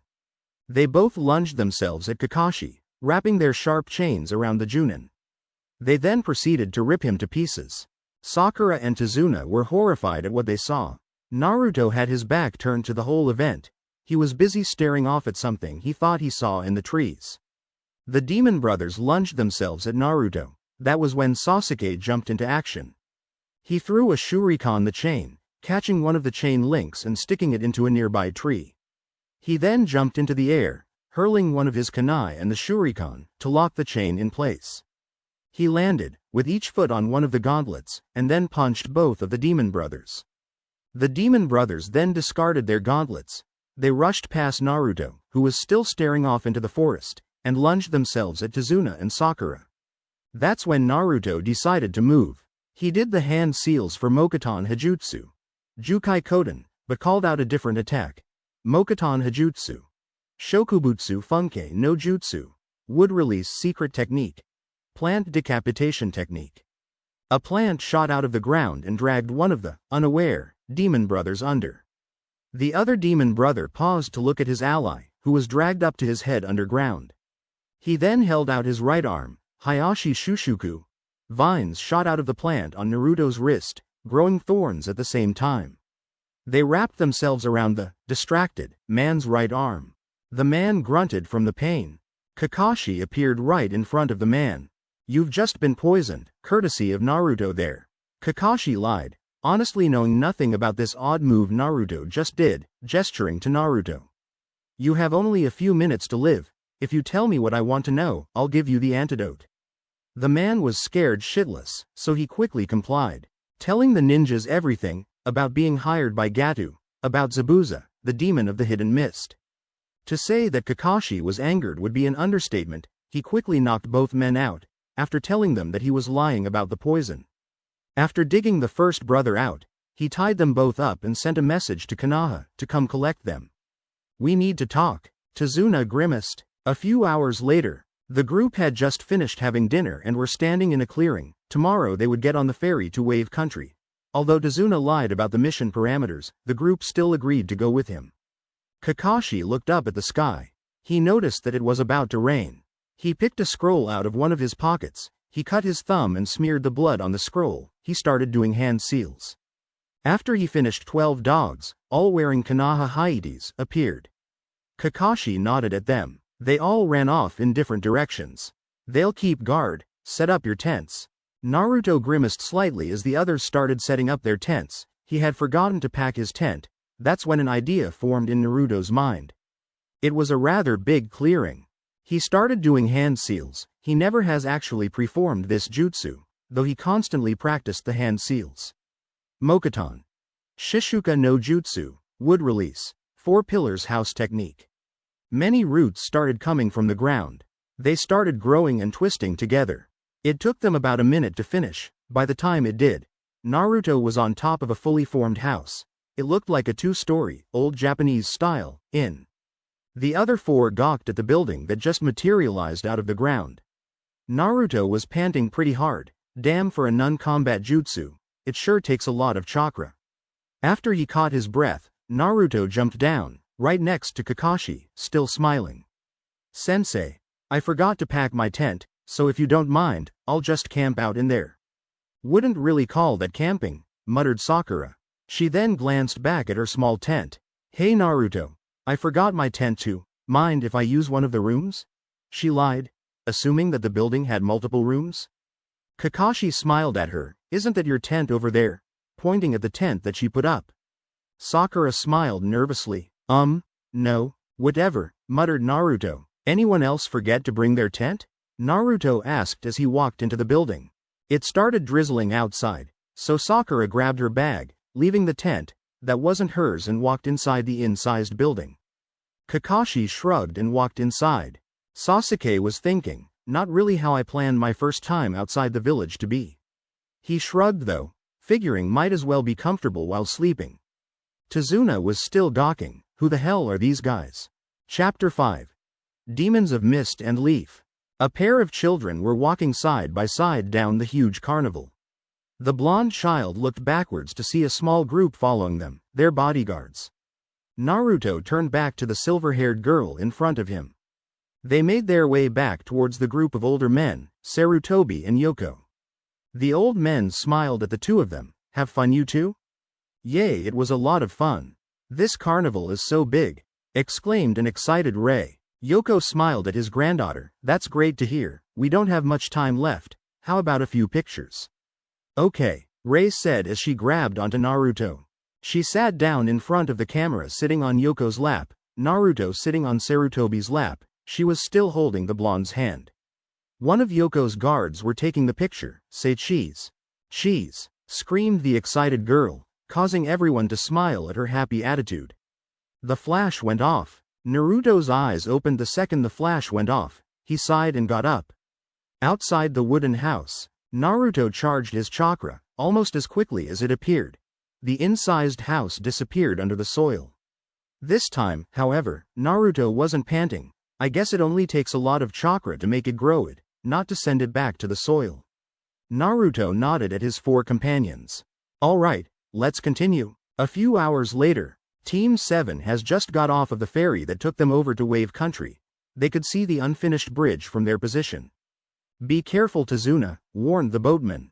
Tazuna nodded in his direction. The party of 5 took off, towards the unknown. So, what's the deal with this Gato person? Asked Sakura.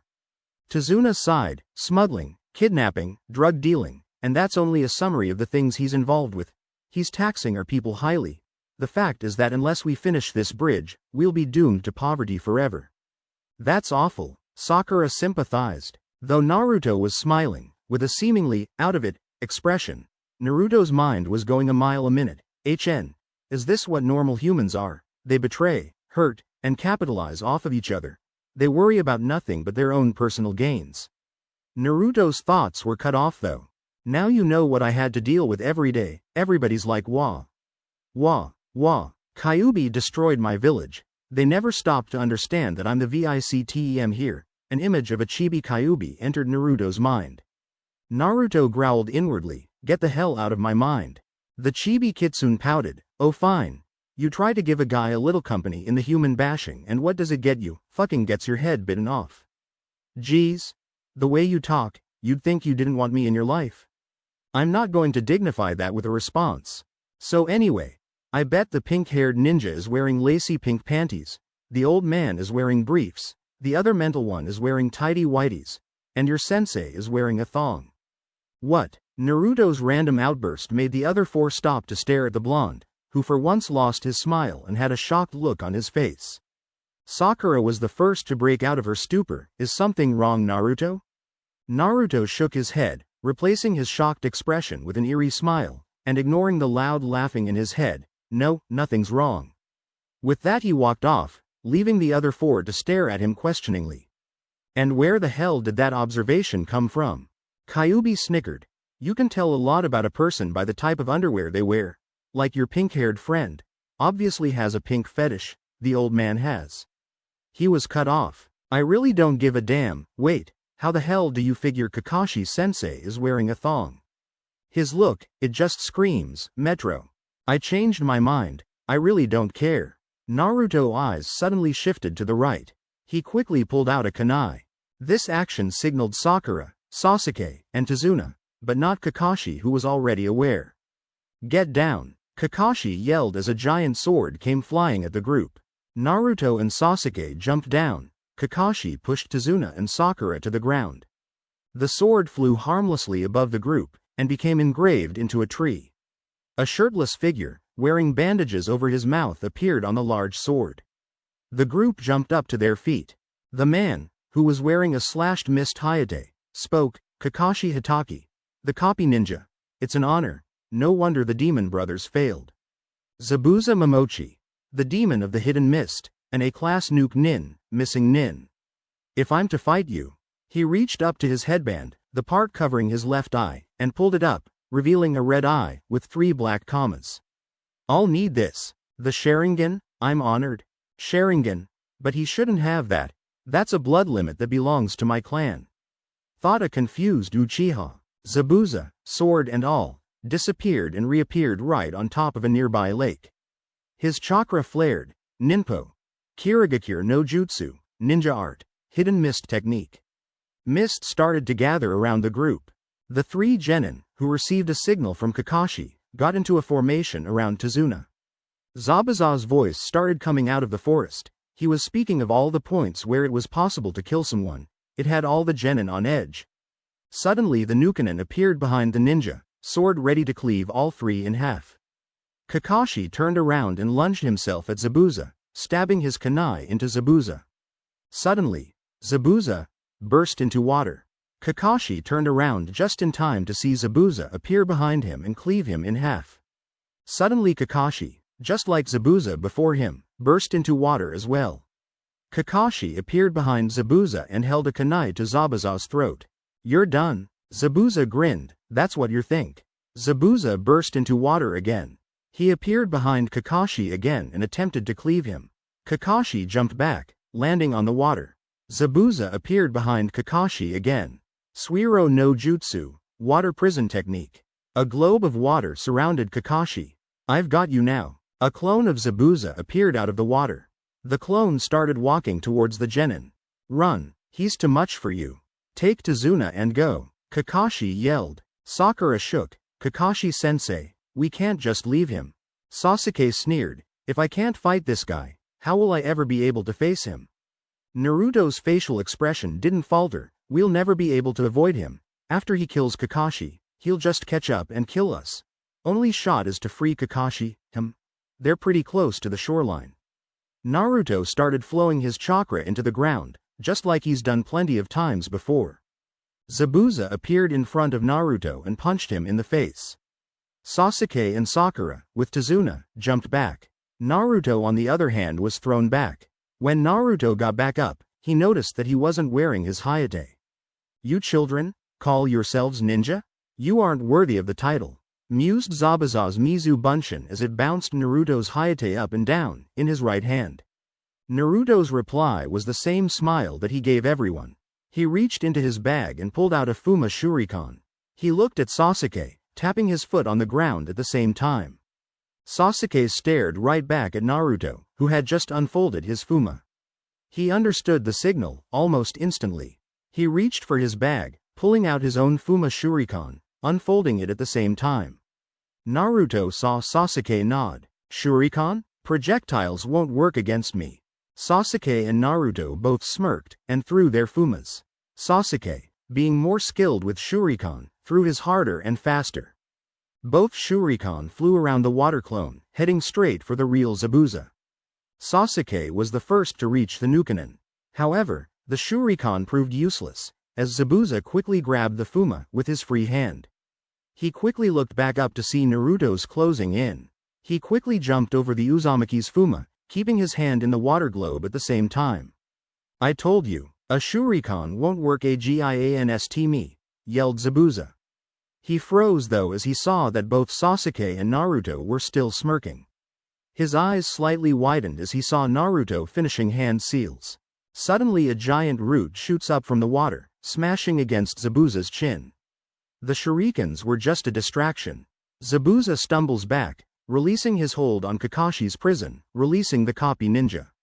Kakashi, though relieved, was sending out a huge wave of killer intent at Zabuza, who had regained his balance. He glared at the young kitsune, and threw Sasuke's Fuma at the blonde. The Fuma was however intercepted by Kakashi, and flew harmlessly into the lake. They both glared at each other before doing a set of hand seals. After a long chain they both yelled out, Suiden, Suiryuden no Jutsu. 2 giants water dragons appeared out of the lake and crashed into each other, causing huge waves to form on the lake. They both started doing another set of hand seals. Zabuza's eyes widened. He's not just copying me, he's surpassing my speed. Suiden. Daibakufu no Jutsu, yelled Kakashi before he could complete the seals. A giant torrent of water flew at Zabuza, engulfing him and slamming him into a nearby tree. Zabuza coughed, trying to get the water out of his lungs. He felt Kakashi appear right next to him, placing a kunai against his neck. Can you see into the future? Kakashi smiled. Yes, you're going to die. Suddenly multiple needles flew out of nowhere and pierced Zabuza's neck. Zabuza fell onto the ground, and someone landed right next to him. She was wearing a green battle kimono and white mask, with a red swirl on it and a symbol, marking him as a mist nin. A hunter nin? Yes. Thank you. You were very helpful in the capture of this man. I've been tracking him for a long time now, said the hunter nin, whose voice obviously marked him as a girl. Kakashi nodded, though hesitantly. The hunter nin grabbed Zabuza and disappeared. Kakashi's eyes widened. Wait, With that Kakashi fainted. Kakashi-sensei, yelled the kunoichi as she ran to the fallen Chunin. The other three slowly followed. Chakra, exhaustion? Tazuna shook his head sadly. Let's get him to my house. Sakura nodded. Naruto took a second to look around and noticed his Hayate on the ground. Not sensing danger, he went to go pick it up. 2 days later, Kakashi slowly opened his eyes. He found himself in a room, a blue-haired woman staring at him. You're finally awake, noted the woman. Where am I? This is Tazuna's house, replied Sakura from the door. She pointed to the woman. This is Tazuna's daughter, Tsunami. Kakashi nodded. Where are Sasuke and Naruto? Sakura sighed. Sasuke's training, Naruto's meditating. Get them both in here. We're going to begin some real training. Zabuza's still alive. 2 days later, Naruto was currently resting in the middle of the woods. Kakashi had gotten them to try a tree climbing exercise, without using their hands. It was meant to increase their chakra control. Sakura got a hold of the technique right away. Sasuke made a little progress, but not much. Naruto on the other hand hadn't made much progress at all. He had just woken up, having spent the night out in the woods. He had preferred not to go back to Tazuna's house that night, because of a scuffle with Tazuna's grandson, Inari. Flashback. Team 7. Tazuna, Tsunami, and Inari were all sitting down for dinner. When all of a sudden Inari stood up, slamming his hands against the table. Why are you all here? It doesn't matter how much training you do. Gato is unbeatable. He's just going to kill you all, shouted Inari. Geez. You're such a little bitch, mumbled the Uzumaki, causing everyone to look at him. What? Naruto, yelled Sakura. First off, you have no idea what it means to have a hard life. Naruto mumbled in between bites, but that's not important. The fact of the matter is you have 2 choices. Fight or live in this hell for the rest of your life. Your grandfather has chosen to fight, by building the bridge and hiring us to protect him, and instead of encouraging him, and us, you're wasting our time by spewing crap about how Gato will kill us. Naruto set down his plate and stood up, smiling eerily at the boy before him, ignoring the shocked looks he was receiving. The fact of the matter is, you're useless. I used to be like you, letting anyone push me around, and not even caring, but I'm different now. I'm no one's bitch now, and unless you want to change yourself, you might as well go to Gato and ask him to kill you tonight. With that, Naruto left the dining room, going off to train. End flashback. Maybe I shouldn't have been so hard on the kid. Oh well, too late to worry about that now. Naruto shrugged it off. He was still lying on the grass. He heard some faint footsteps and opened his eyes. To his right he saw a girl walking in his direction. Long brown hair, chocolate eyes, wearing a pink kimono. She had a basket in one of her hands. She looked to be a little older than him, though not by much. He shrugged it off, closing his eyes again. Not my concern. Hello, said the girl. Naruto sighed inwardly, should have guessed that she wouldn't leave me alone. He replied without opening his eyes. The girl shrugged and started picking plants. You'll catch a cold if you sleep out here. Probably. The girl paused to look at him. She was noticeably unnerved by his smile. You're probably worrying your family and friends by staying out here. No friends, no family? Naruto said, partially lying. I'm sorry to hear that. She looked at him for a while longer. Are you a ninja? Can't hide anything from you, can I? The girl glared at him for a second, but her face softened quickly. You must have had a hard life. I'm sorry for that. Not your fault, so don't apologize. The girl sighed. My name's Haku. Naruto? Are you strong, Naruto-san? How do you judge strength? Haku thought about that for a while, before smiling at him. I personally think that your strength is determined by your precious people.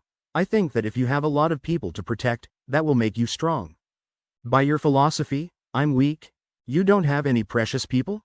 Naruto didn't answer right away. He thought back to a silver-haired, red-eyed girl, his first friend. He thought about a brown-haired Chunin, with a scare on his face, the first Konoha citizen to not see him as a hero or a demon. But as Naruto, he thought about the aged Hokage. Though he would always say that he hated all three of them, especially the Hokage. He never really hated them. Nope, I don't have many worth protecting, the ones I do have, can easily protect themselves. No one? Not one person worth protecting. Naruto thought about a pink-haired kunoichi, an onyx-eyed avenger, and a silver-haired pervert. His thought about his family, that he'd never even met before. Nope, not one? He felt a hand on his shoulder, and resisted the urge to grab his kunai and stab it, out of reaction of course.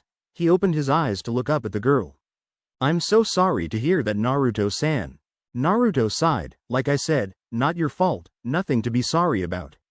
Haku sighed. She got up, having filled her basket, and made to leave. Those herbs, are those for your precious person, Haku? She paused and turned towards the boy. Yes, I'm hoping they'll heal him up quickly. Goodbye. Goodbye, Naruto-san.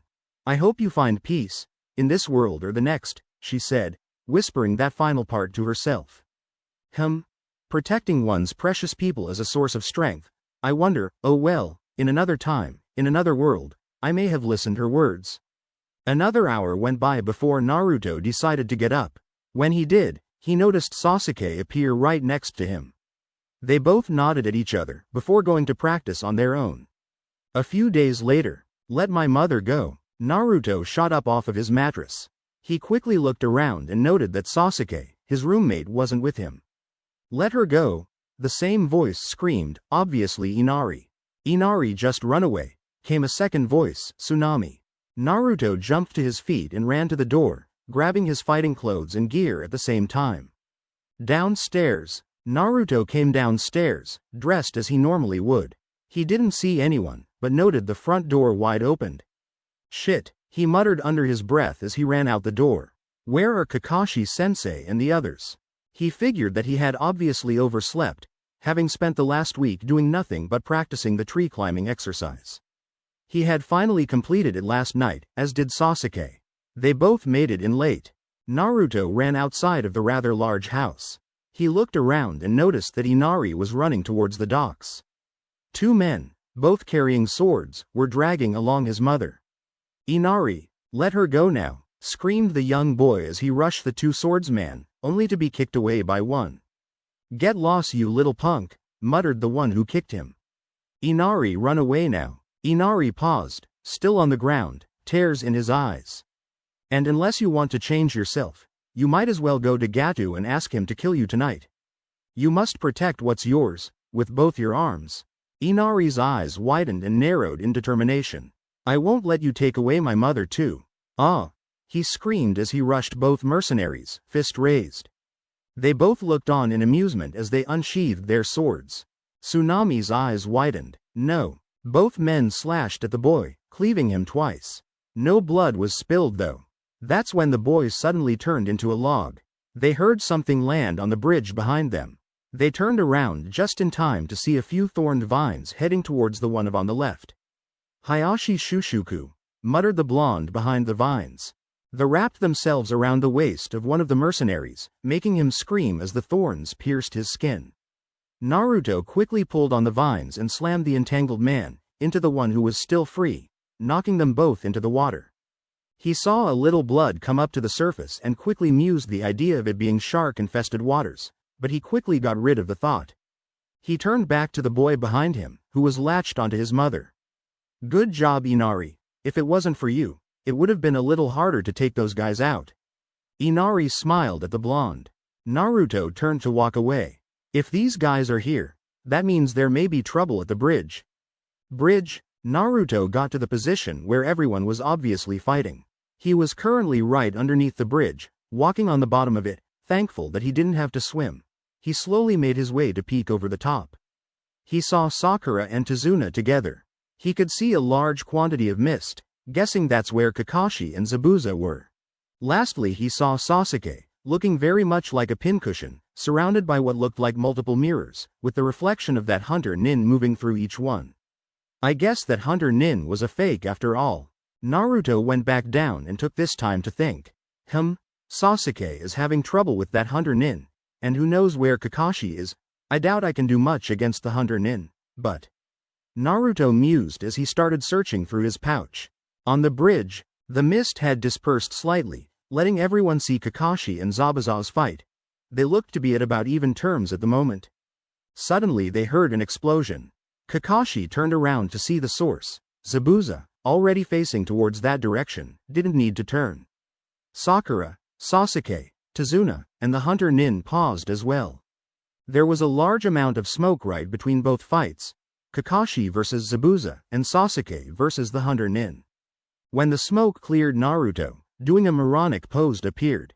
Yo! Kakashi growled, Naruto, you should have stayed hidden. He would have been more useful as a distraction. Damn it, I should have taught him better. Naruto's reply was a simple smile before he muttered, Mokuton Hajutsu. Jukai Koden. Suddenly a root broke through the bridge, right next to Zabuza, causing everyone to snap their heads in that direction. Zabuza mocked laughed, obviously expecting it. He slightly moved his head back, causing the root to miss hitting his chin again. His eyes widened though, at what he saw next, an explosive tag. The tag exploded right in front of Zabuza, causing him to go flying back. Kakashi took this moment to take a scroll out of his vest. Zabuza finally regained his balance, landing on the bridge, when two more plants shot out of the ground. These two, however, were both purple and had a mouth of sharp teeth. They latched themselves onto the arms of the man, causing him to howl in pain. He started struggling for a bit. Finally he ripped one of his arms out of one of the plant's mouths, causing large scratches to appear, due to the teeth. That's the second time I've underestimated this punk. He grabbed his sword, which was on his back, and used it to cleave both plants, releasing his other arm. However, that was all the distraction that was required. Kachiyose. Doden. Suiga no Jutsu. Multiple large dogs shot out of the ground, and latched themselves all over Zabuza's body. Kakashi growled, "You're done," as he started doing hand seals. Reikiri, lightning blade. Chakra started crackling into Kakashi's right hand, his left holding his right wrist. He started rushing the Nuke Nin, planning to impale him with the crackling lightning chakra. The Hunter Nin's eyes widened, though you couldn't see it through his mask. She exited her mirror and started doing hand seals. Two mirrors started to appear, one next to her and one next to Zabuza. Her eyes widened again as she feels two cuts graze her arms. She turned back around to see that Sasuke had thrown two kunai. I forgot about him. She turned to complete the hand seals when she sees multiple vines wrap themselves around her, the thorns piercing her shoulders and upper chest. Perverts. Get your minds out of the gutter. Naruto pulls on his right arm and slams her against the ground. This causes her mask to break, and Naruto notices that she's the same girl as before. She tries to struggle, but he restrains her, putting a knee to one hand, the other knee to her back, one hand restraining her other hand, and with his right hand, he puts a kunai to her neck. He slightly loosens the hold on the vines. She raises her head to watch Kakashi about to pierce Zabuza. "Let me go, let me go," she screams, still struggling and ignoring the kunai at her throat. Naruto was slightly taken back. Does she care about this man that much? I'm sorry, Haku. It was too late though, Zabuza was hit. No. Kakashi lowers his headband, covering his Sharingan, as he dismisses the dogs, letting Zabuza drop. Naruto sighs and gets off of the girl, releasing her from the vines restraining her. She jumps to her feet and rushes over to Zabuza. She kneels by the bloody man, who now has a fist-sized hole in his chest. Zabuza-sama, you've failed me, my weapon, you've rusted? Haku's eyes widened at the words of the man who she considered a father. Zabuza-sama, just like a human, muttered Naruto as he walked by both Zabuza and Haku. Haku glared at him, but it was Zabuza who responded, "What? Demon of the hidden mist, bah, you're nothing but a human, using others how you please until they're no longer useful to you. Never mind the fact that she would do anything you said. or that she almost gave her life for yours. You simply live on the fact that she failed you. You're nothing but a simple weak human Zabuza. With that, Naruto walked off. You're wrong, muttered Haku. Zabuza's eyes had widened though. He thought back to the time when he first took Haku in. When he trained her. All the times they spent together. It made tears well up in his eyes.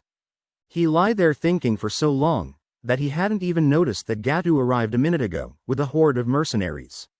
Now that you all are worn out, I can easily finish you off. Laughed the old man. Kakashi and Naruto got into a combat stance. Sasuke was ready as well, though still hurt from the needles. Sakura, dutifully, stood right in front of Tazuna. Haku growled, "You." She was cut off though as she felt a hand on her shoulder. "Haku, I'm sorry, and thank you for everything," muttered the demon of the hidden mist. He started chewing on the bandages that were covering his mouth, until they fell, revealing the bottom of his face. He looked at Naruto, with a look of respect. "Hey kid, give me that kunai knife." Naruto nodded as he tossed the kunai he was holding into the air. Zabuza caught it in his mouth and rushed at the group. Gato, scared shitless, ran behind his mercenary. Zabuza rushed into the crowd, slashing at the mercenary and at the same times being pierced with several spears and swords. He finally broke away from the crowd and rushed at Gato, slashing him and stabbing the old man before sending him into the ocean. Zabuza fell to his knees and then fell completely. "Zabuza!" screamed an upset Haku. The remaining mercenaries sneered at the group. "Whatever. We'll pillage the town and Gato's storages." That's when an arrow embedded itself onto the ground right next to the one who spoke. Everyone turned to see Inari, holding a crossbow, and an angry mob of villagers rushing towards the fighters. The mercenaries freaked out and ran away, now being outclassed and outmatched. Haku, still suffering from her own wounds, managed to limp towards Zabuza's body. She kneeled and started crying on his chest. Atu-san? Chapter 6. The Chunin Exams. Team 7 and Haku were currently crossing the new bridge that connected Wave Country to Fire Country. It had been about 2 weeks since the battle on the Great Bridge. However, without Gato or his men around, guarding the bridge and bridge builders had been a one-person job, Team 7 each taking a turn. Naruto had spent the remainder of the time training his Mokuton abilities. Recently he had been able to create 5 trees at a time. The problem was that this ability sapped too much of his chakra. For someone like Naruto, who had an abundance of chakra, it was quite a feat to sap him of nearly half of his chakra, not including Kyuubi's store of course. Kakashi used most of his free time with Sasuke. He needed to teach the boy how to control his Sharingan, having unlocked it during the fight with Haku. Sakura trained every now and then, but mostly spent time with Haku. Haku, however, went into a deep form of depression. For a whole week she stayed in her room, the one Tsunami had allowed her to use. She barely ate or drank a thing. Sakura went to her side often to try to cheer the girl up. Even Kakashi came and offered the girl a few kind words. He felt horrible, being the one who killed the Mist Nin, or at least the one who gave him the fatal wound. Sasuke, knowing what it's like to have the ones you care about killed before your eyes, wanted to offer the girl his condolences, but he really didn't know what to say to her, so he decided to just leave her be. Naruto, knowing what it's like to be alone for most of his life, also felt like consoling her, but like Sasuke, he wasn't skilled in doing so he opted to leave her alone as well, though he did feel responsible for her heartache. After about a week, she finally decided to come back outside, though she spent the next 4 days outside in the forest. On the 4th day she finally had a long talk with Sakura. The two girls talked about multiple things, and for that one day, Sakura managed to get Haku's mind off of Zabuza. The remainder of the few days Haku spent at Tazuna's house, spending her time downstairs, mostly with either Tsunami or Sakura. On the day before the Leaf Nins were meant to go back to Konoha, Haku asked Kakashi if she could go with them. Kakashi agreed to the girl's request. And so they left together. A week later, Konoha. Team 7 was currently standing on the bridge, where they usually wait for their sensei. Sakura, after having asked Sasuke on a date for the 10th time that week, was simply sitting on the railing and looking out towards the village. Sasuke, after declining Sakura's request, opted to lean against the railing, brooding about how he would kill his brother. Naruto was also leaning against the railing, but unlike Sasuke, he wasn't brooding. Naruto had woken up early to continue his testing on some plants. He had learned, on the trip back to Konoha, that he could manipulate some plants that were growing around him. He couldn't do too much work with them while the group was traveling. He woke up early though, to start experimenting on other plants. Most of them had interesting results, though he didn't care too much about the results of the rose. It turned into a long whip with multiple thorns. He dispelled the effects when he thought he heard someone yell something about S&M loving fox. Or maybe it was just in his head, he thought he heard laughing as well. At the moment Naruto was holding a bamboo flower, having grabbed it right before he left for the bridge. Naruto, holding the bamboo flower between his hands, started doing the necessary hand seals. Unlike the moon leaves on his wrist, other plants weren't so sensitive to chakra, and as such couldn't change as quickly. Last time Naruto attempted to change a plant, without using hand seals, it had taken him close to half an hour of constantly concentrating chakra to do so. So Kyuubi had helped him develop hand seals which would make the process take only a few seconds. The hand seals were actually just a condensed version of the Mokuton Hajutsu, Jukai Koden hand seals. He finished the hand seals, muttering, Mokuton Hajutsu, Shokubutsu Henken no Jutsu, wood release secret technique, plant transformation technique. The bamboo flower started to grow. The stem grew very long and a point formed at the end of it. The leaves grew out and formed a crossguard. To say Naruto was disappointed, though he didn't show it, would be an understatement. It looks like a damn sword. He began to rub the dull edge. It doesn't even have a sharp edge. He began rubbing the top of it and cut his finger on the point. The point is sharp, but what good is it without an edge? All in all, it looked like a piece of bamboo, with the leaves acting like a useless crossguard. He decided to flip the sword upside down, stabbing the point against the bridge, and started doing hand seals again, this time adding some of Kyuubi's chakra to it. Mokuton Hajutsu, Shokubutsu Henken no Jutsu. This time the sword changed more drastically. Like all other plants that he changed with Kyuubi's chakra, this plant changed purple. The round blade started to flatten, growing a sharp edge on one side, and curving slightly. The hilt was still round, allowing one to hold it. The leaves of the crossguards changed into long thorns. Naruto smirked. Now that's a sword. Wait, why am I even thinking about this? He thought, fingering the wakizashi on his belt. I already have a sword, and I have no idea how to use it effectively. Why am I worrying about this? Naruto shrugged and dispelled the jutsu, the bamboo sword changing back into a bamboo plant. He sighed and glanced over at his two teammates. Sakura turned away. She was probably checking out the sword. Sasuke, Sharingan blazing, was glaring daggers at him and growling. Naruto's smile widened. Ever since he unlocked the Sharingan, Sasuke had been trying to copy Naruto's Mokuton techniques, only to fail each time. Yo! Kakashi appeared in a puff of smoke. You're late, yelled an enraged Sakura. Kakashi shrugged. Sorry I'm late, I'm afraid I got, but he was cut off. Lost on the path of life.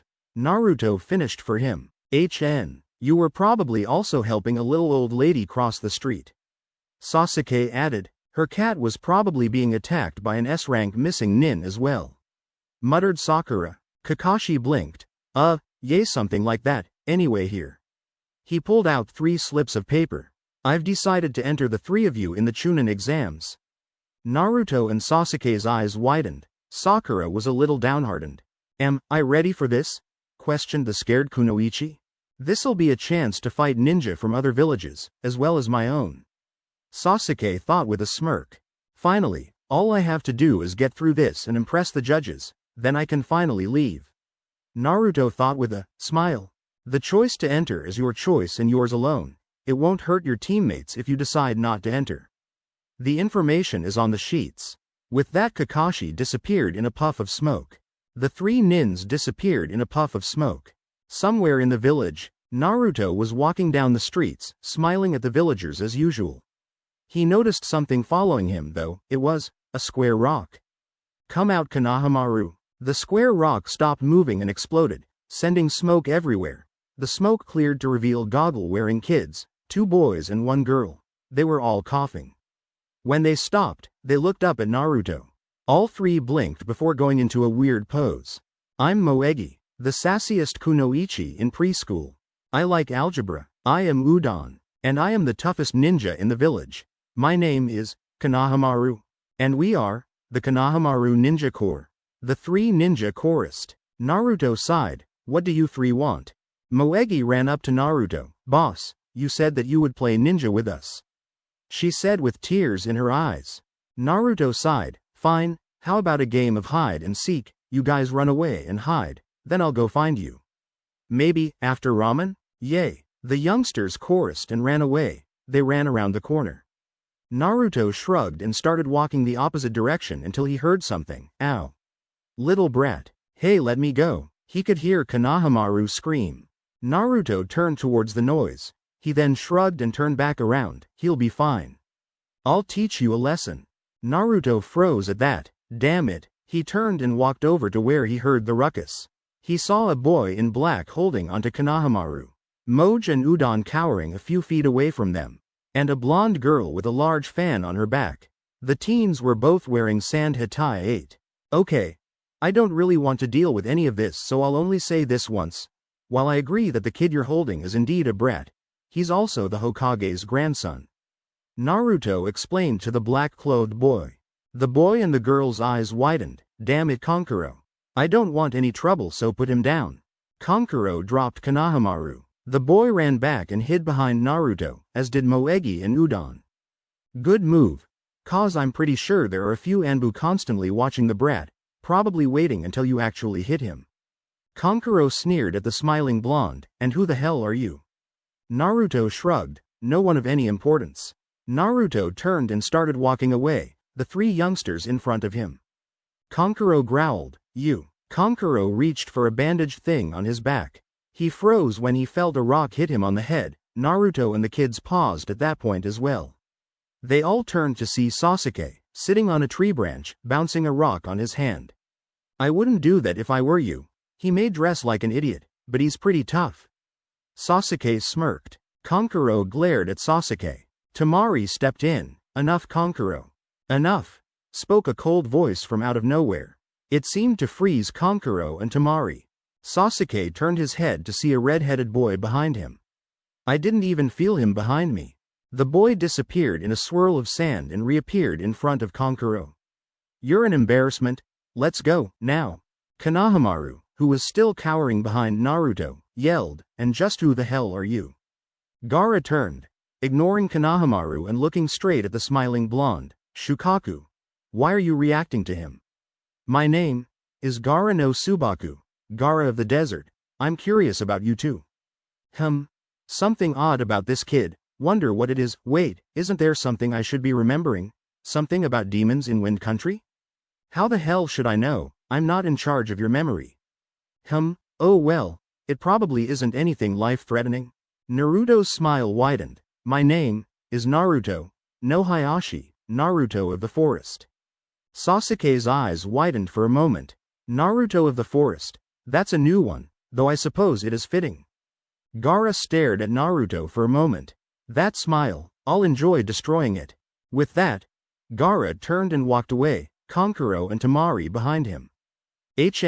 We sure are meeting a bunch of freaks lately. Sasuke mused as he turned to his smiling teammate. But then again, you're not that ordinary yourself. Naruto's apartment. Naruto was walking to his door when he heard something. Hello, Naruto-san. Naruto turned to see Haku walk out the door next to his. Naruto nodded to her. Late for work, I'll see you later. Haku ran off in the direction of the hospital. When the group returned to Konoha, Kakashi asked the third if he could place Haku among their ranks. Unfortunately, there weren't any openings in the teams, so Haku took a job in the hospital nearby. The third had promised to put her on a genin team after the Chunin exam. Naruto always becomes a little unnerved by Haku. He assisted in killing her master. Hell, he even stopped her from saving him. But she was always nice to him. He mused with the thoughts that she was just trying to get close enough to him to kill him. He shrugged it off though. Naruto walked inside. The next day, Naruto was standing in the middle of a forest. He was holding Moegi in his arms. Konohamaru and Udon were standing a few feet behind him. There was a giant root in front of him holding a man with a rain hatai 8. Naruto smiled widely. I guess I'll take you the Anbu. The Rain Nin's eyes widened and in a puff of smoke, Iruka was in the place of the Rain Nin. You were far too careless, Iruka-sensei? Iruka smiled at the boy. I suppose I did get careless. You were never supposed to catch me, but now that you have, you should know that this was all a test, and you can let me go now. Naruto seemed to think this over for a few seconds. Nah. Iruka's eyes widened. Naruto? You still attacked a citizen of Leaf, he said, indicating Moegi, so I think I'll take you to Anbu anyway. I hear they have an interesting interrogator. Iruka nearly choked. Is he talking about Ibiki? Iruka started struggling like a wild animal. He finally managed to free both his hands to perform Kawarimi. Iruka was replaced with a log. Naruto shrugged. Moegi pouted. Why did Iruka do this? Naruto shrugged. Some kind of test. Even after I graduate he's still testing me, sadist. Examination building. Naruto walked up to the building where they would be taking the exam. When he walked in, he was surprised to see Sasuke on the ground. Sakura crouched over him. There was this kid wearing a green eyesore talking to a turtle? He walked over to his teammates. Sorry I'm late. I think Kakashi is rubbing off on me. Sakura and Sasuke looked at him before turning back to the kid and the turtle. Naruto nearly dropped his smile. Forget my earlier thoughts, this kid is an eyesore. I bet he goes commando. Would you drop the underwear subject? The turtle yelled. Get ready because, here comes Guy-sensei. The turtle disappeared in a puff of smoke. The smoke cleared to reveal the man that looks almost exactly like the boy. Lee, the man said as he punched the boy. Never show your best jutsu unless it's an emergency. He looked at the group in front of him. So, you're Kakashi's team, how's he been? Sakura spoke first. You know Kakashi-sensei? Yep. In fact, people say that we are eternal rivals. He's kidding, right? Thought Sasuke. Lee. At this point Naruto decided to tune out their random babbling and started replaying plant effects in his head. Examination room. Naruto was sitting in a desk taking a test. There were sentries all around them to prevent cheating. He glanced to his right to see that weird girl. I think her name is Hinata. He started glancing around the room, careful to avoid eyeing the test papers. Many of the students were glaring at their test papers. Obviously they didn't know how to answer the questions. He looked at one student, a seat in front of him and one seat to the left, who was rushing through the exams. Wait, haven't I seen that guy before? Last time I saw him though, he was wearing a Chunin vest though, did he get demoted? He looked around. Wait, if we get caught cheating, we'll lose 2 points, why? Normally when you get caught cheating, we get thrown out right away, unless the point of this exam is to cheat, but not get caught. He looked at the boy he was staring at before. I need to cheat off of that guy and not get caught, but how? Naruto's thinking was unfortunately being distracted by an idiot in front of him. He was balancing a pencil on his nose. Finally it happened a kunai came from one of the sentries, splitting the pencil in half. Hey, you're not here to screw around. Either get to work or leave, growled the one and only Ibiki Morino. Naruto's eyes widened, as he looked around the room. Everyone had their eyes glued on Ibiki and the kid. He turned back to the kid who had just finished his exam. That's what I'll do. He pulled 2 coins out of his pocket, putting one in each hand. He started flipping them into the air, waiting. Finally 2 kunai flew out of nowhere catching each of the coins, sending each to a side of the room. It had the exact effect he wanted. Everyone, including the sentries, turned to see the kunais on their side of the room. Luckily Naruto was at about the center of the room. Now, Hayashi Shuushuku.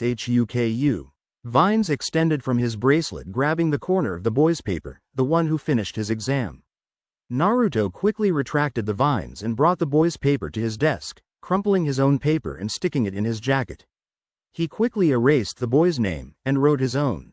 He then started looking around. No one noticed what he did.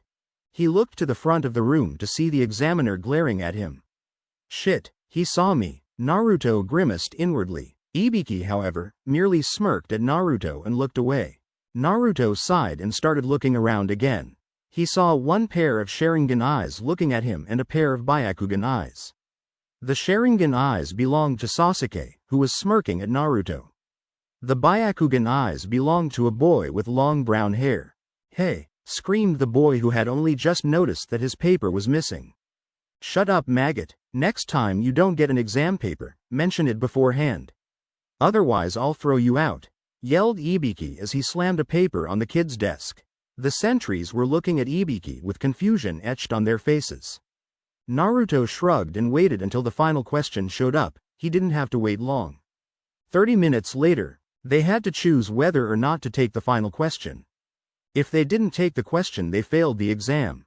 If they did take the question and missed it, they would never be allowed to take the exams again. Naruto shrugged the question off. I've gotten this far already. In the end it doesn't matter. If I'm never allowed to become a Chunin, then I'll become a missing nin once I become strong enough. Ibiki looked around the moment he saw that no one else was quitting. You all pass. Chapter 7. Enter the first of the legendary 3. Watch out, Sasuke. Sasuke dodged to the left, jumping from one tree branch to the next, just in time to avoid a flurry of shuriken. He paused for a moment to glare at his opponent, the woman who wore a grass hataite. Sasuke glanced over to where Sakura was hiding and then back towards the grass nin. The woman jumped at Sasuke, and the two started fighting with taijutsu. Damn it! How the hell did we get in this mess? Flashback. Team 7 were standing in the middle of a clearing. They had just chased away a rain nin, whom had snuck into the group using a henge of Naruto. Sasuke growled, "This can't happen again. Here's what we're going to do. We're going to create a password that only the three of us will know." Naruto and Sakura both nodded. Sasuke-kun, that's a great idea. She was cut off as a large gust of wind hit the three ninjas. The three members of Team 7 were blown into the trees, where they grabbed on for dear life. Naruto was the first to let go, and he was blown away, high into the air.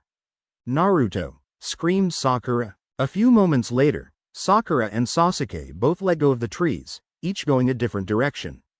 Luckily, at the time that the two remaining members of Team 7 let go, the wind started to die down, so they didn't go too far. Sasuke landed on the ground with a painful thud.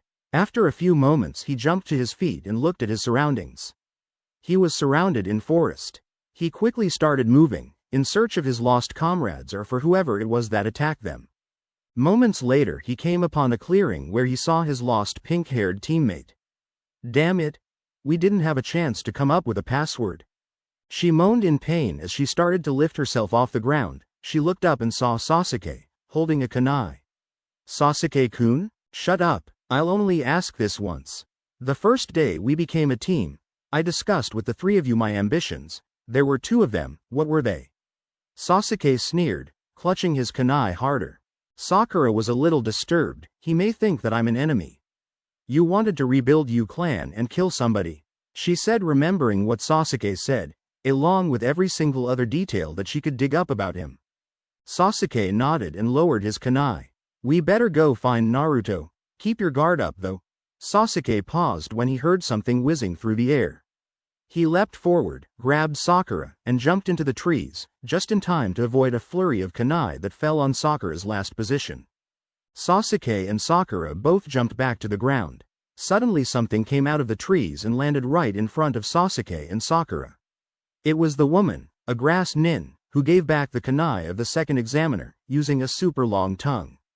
Sasuke glared at the nin, before launching himself at her. The grass nin dodged Sasuke and jumped high into the trees. Sasuke followed, as did Sakura. Sasuke looked around for the grass nin. Damn it! Where is she? He concentrated chakra to his eyes, Sharingan. He activated his blood limit. The second he did though, he heard Sakura yell. "Watch out, Sasuke!" End flashback. Damn it! Where the hell is Naruto when you need him? Somewhere in the forest. Naruto lifted himself off the ground. "Must have fainted after I hit the ground." Naruto looked up and nearly choked. In front of him was a giant snake. The snake snapped at Naruto. Naruto, luckily, managed to jump to his feet and avoid the snake's maw. Naruto grabbed some shuriken and launched him at the snake. The snake, easily, took the hits and shook them off.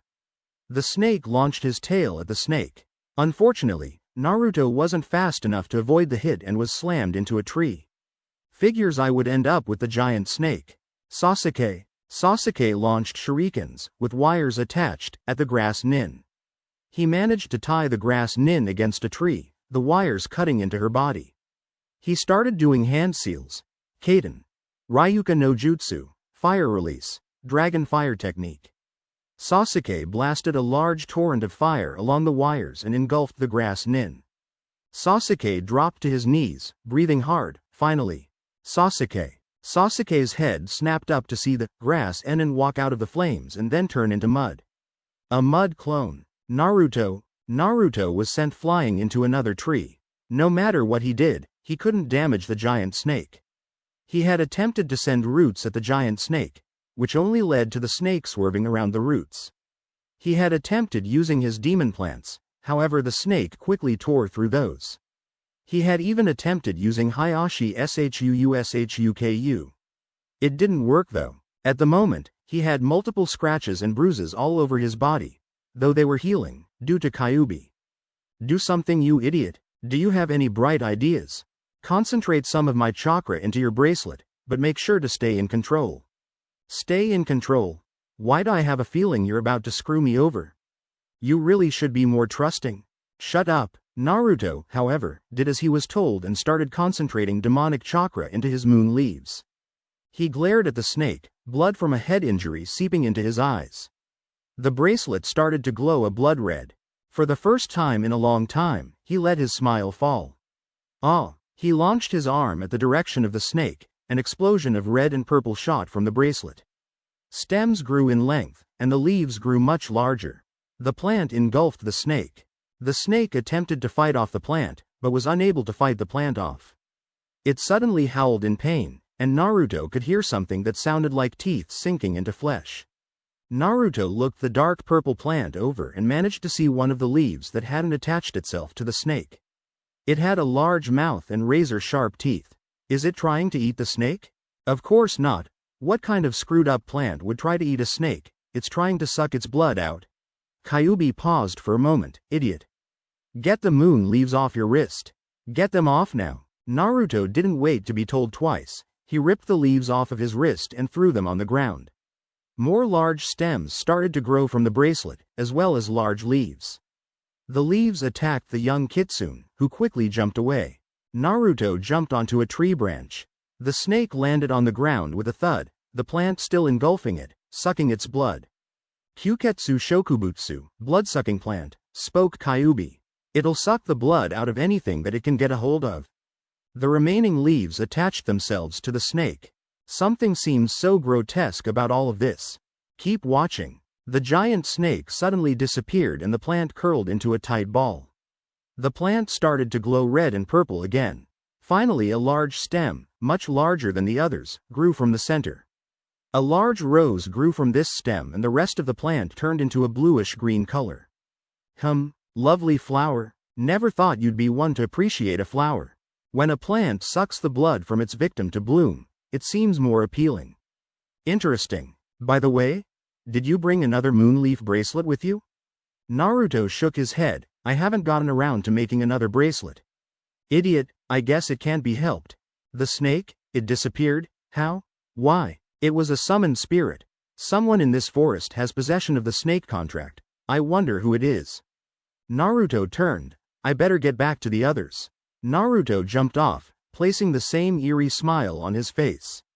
Sasuke, the grass nin, who had a portion of its face torn off, revealing pale skin and a yellow, slitted eye, slammed Sasuke against a tree. She held the Uchiha against the tree using only one hand. Just as quickly, the grass nin sunk her teeth into Sasuke's neck. Sasuke let out a blood-curdling yell, which could be heard all throughout the forest. The grass nin let go of Sasuke, letting him slump on the tree branch. She smiled before disappearing. The Uchiha will be mine. Sasuke-kun. Sakura jumped onto the branch and grabbed onto Sasuke. Sakura looked around frantically. Naruto, I need your help. Her answer was complete and total silence. What am I supposed to do? Muttered the pink-haired ninja. She sat there, with Sasuke resting against her lap, until she heard a familiar chakra signature nearby. Naruto landed in a clearing. I can feel Sakura's chakra signature up ahead. Stupid girl. She'll get herself killed that way. She should be concealing it. Naruto-kun. Naruto's eyes widened as he suddenly started looking around. Do you hate Konohagakure? Naruto's face became a smile once again, as he stopped looking around. Congratulations, Captain Obvious, what do you want, a fucking medal? The voice seemed to ignore the comment. I've been watching you, Naruto-kun. I saw you in the first exam. Your abilities over plants is amazing. And let me guess, you want me to give you myself? You want my abilities, isn't that right? The voice chuckled. Of course, in return I'll give you revenge against these pathetic fools. The ones who shun you, hate you, treat you like dirt, despise you for just being alive. Naruto seemed to think this over. No thanks. You should reconsider. The village hurt me, much like it hurt you. I should have been the fourth Hokage. But instead they make that fool the fourth. If I had been the Hokage, I would never even dream of using you as the host. I would have beaten the Kyuubi with my own abilities. Naruto chuckled. Don't leave me in the dark. What's so funny? You are, and this village. You should come back to the village, and ask for forgiveness. The voice growled. And why would I do that? You're both so pathetic. You left this village for the sole purpose of obtaining revenge against it. You blame the fourth because he received the title over you. Naruto started. This village is the same way. They blame me because they were far too weak to defeat the Kyuubi and therefore lost so many. They consider me a relic of the past. Just because I am the vessel for the Kyuubi no Kitsune. The fact of the matter is that you two were made for each other. Naruto smiled inwardly when he heard a low growl. I, on the other hand, am better than that. Better than these moronic villagers and better than you. When I leave. I won't return to seek vengeance, because I'm above that.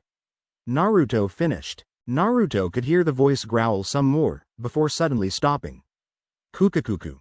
Naruto, you're such a silly little boy. I will have you, and I will have your little friend Sasuke. Unfortunately, my time is up.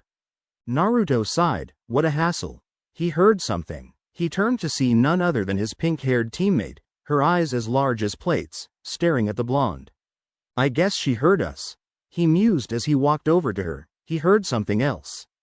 He turned to see the purple-haired second examiner come out of the trees. She clenched her fist. Damn you. I'll get you, Orochimaru, she muttered before going back into the trees. He turned back to Sakura, who was still looking at him in horror. So you heard, huh? Sakura didn't even move. She didn't even speak. What do you have to say about it? He was kind of enjoying this, the fact that she shouldn't answer him. She was against a tree. He placed his hand next to her head and moved his face close to hers. Here's the quick version. Yondaime, and the rest of these morons, were far too weak to stand up against the nine-tailed fox. He paused for a moment when he noticed that her mouth was wide open, probably from the mention that the fourth was too weak to defeat the fox. He reached over and closed her mouth for her. Don't gawk like that, makes you look like a fish. Anyway, like I was saying, the fourth couldn't defeat the demon, so they decided to sacrifice a small child. They sealed it into that child.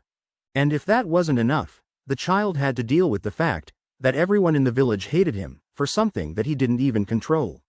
He paused for a moment to look at Sakura. She still looked terrified. 12 years later, that child makes a deal with the third Hokage. If he becomes a Chunin, then he gets to leave the village permanently if he so wishes. So, help me win this exam, and I'll leave forever. SSS. Naruto sighed. You do know I can easily kill you right now, right? Sakura paled, but managed a small nod. Then why don't I? Sakura slowly shook her head, indicating that she didn't know. Because I don't want to. Naruto said simply, no reason to kill you. Sakura sighed at this. Whether you believe that I'm Naruto, or the Kyuubi is your own damn business, I really don't give a damn. Naruto muttered. Alright, story time's over. Next time I'll tell you how I received the talk. 1 Hokage, 3 male clan heads, 20 bottles of sake, and 3 hours later, before they finally asked a woman to explain it to me. She did it in like 5 minutes. Are men pathetic or what? Naruto heard laughing in his head. Where's Sasuke? Sakura gestured to a direction, obviously still terrified. Naruto walked over there. Hours later, Sakura was sitting next to Sasuke's prone body. She was thinking about Naruto. He's the demon fox. No wait, he's just the vessel. Oh, I don't know. Why didn't they tell us about this? Why did they lie to us? Sakura heard something appear. It was a squirrel, running towards one of her hidden traps. She threw a kunai in front of it, sending it running away. I have to protect Sasuke-kun until Naruto comes back. Useless little girl. Sakura turned towards the voice to see the three sound nins. Naruto was jumping from tree to tree. The grass nin that Sasuke was fighting must have been this Orochimaru person that the second examiner mentioned about. Sakura said that the grass nin slapped our scroll away when Sasuke had attempted to give it to her. It only makes sense that it would be Orochimaru. What did he want? Naruto was looking around. Their food supplies were low, and he decided to try and find some fruit. He was also hopping to find some moon leaves for a second bracelet. He had no luck. He heard what sounded like an explosion. He turned around to face the direction. Damn it. That sounds like the direction where Sakura and Sasuke are. Naruto launched himself. Team 7's hiding spot. Naruto reached a tree that was close to the clearing. Naruto peered inside the clearing. He saw Team 10, Ino, Shikamaru, and Choji. The sound team. That freak who was talking to the turtle, and Sakura, who now had short hair. The sound girl, Ino, Choji, the green-clad ninja, and the sound girl were all down. Naruto did the necessary hand seals. Let's see how that freak likes this. Dosu was closing in on Sakura, ready to kill the young girl. Suddenly something exploded from the ground and latched right onto his groin. Dosu's eyes widened and he let out a blood-curdling scream, "Ah!" Zaku, Lee, Shikamaru, and Choji all felt sympathy for the sound nin. The latter two experiencing the same pain from Ino almost on a daily basis. Naruto jumped into the clearing right behind Zaku, smirking, as his plant disabled Dosu. Zaku turned toward Naruto and glared. They all suddenly felt something. They turned to see a Hyuga, and a girl with two buns, up in the trees. Zaku looked around, but then suddenly felt something behind him. He turned to see Sasuke, glowing purple, with black, flame-like, tattoos all over his body. Sasuke growled, "You're hurt, Sakura? Who did that to you?" Sakura was terrified again. "What kind of group am I in?" Zaku laughed, "It was me." Sasuke appeared behind Zaku. "You're pretty proud of these arms, aren't you?" He grabbed both of Zaku's arms, and put his foot on his back and started pushing. Stop. Crack. Both Zaku's arms broke. Sasuke let Zaku go, letting the boy slump on the ground. He turned around to see Dosu get back up. Sasuke smirked and walked towards the sound nin, when suddenly he felt two pairs of arms wrap around him. Please don't. Seeing Sakura's tear-stricken face made Sasuke revert back to normal. Dosu pulled out a heaven scroll. "Let us go, and you can have the scroll." "We already have that scroll," thought Naruto. "Oh well, couldn't hurt to have two. Put it down, and leave." Dosu turned towards Naruto and growled, "I won't be forgetting you, we'll meet again." He dropped the scroll, grabbed Kin and Zaku, and left. Naruto picked up the scroll. He turned to see Team 10 up again, checking each other for serious injury. Sakura was looking over Sasuke, who seemed to be brooding. And the two nins who appeared recently seemed to be checking out bushy brows. "Lee, you idiot. You need to be careful," scolded to Hyuga. "Sorry Neji, sorry Tenten?"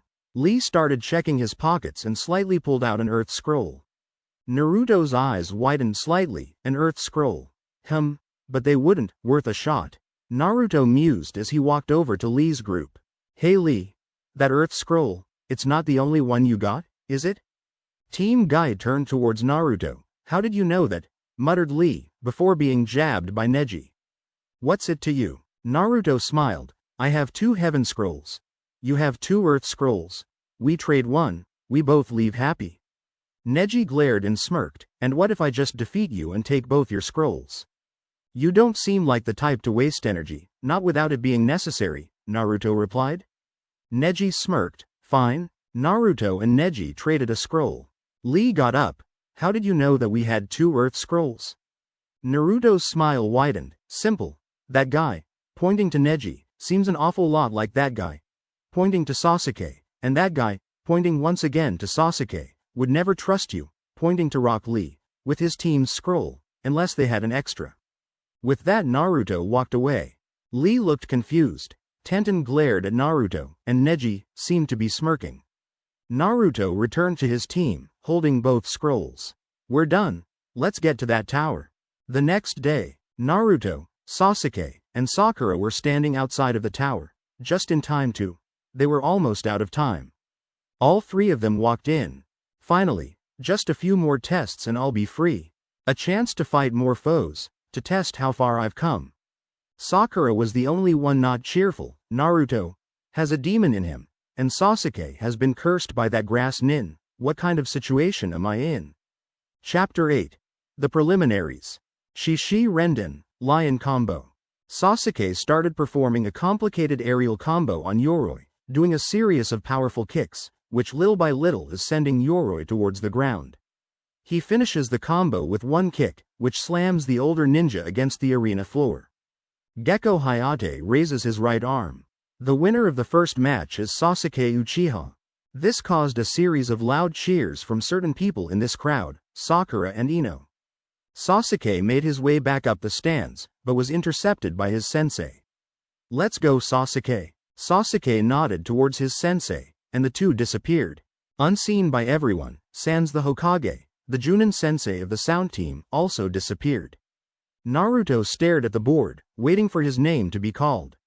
Though he would never admit it, or show it, he was anxious to fight.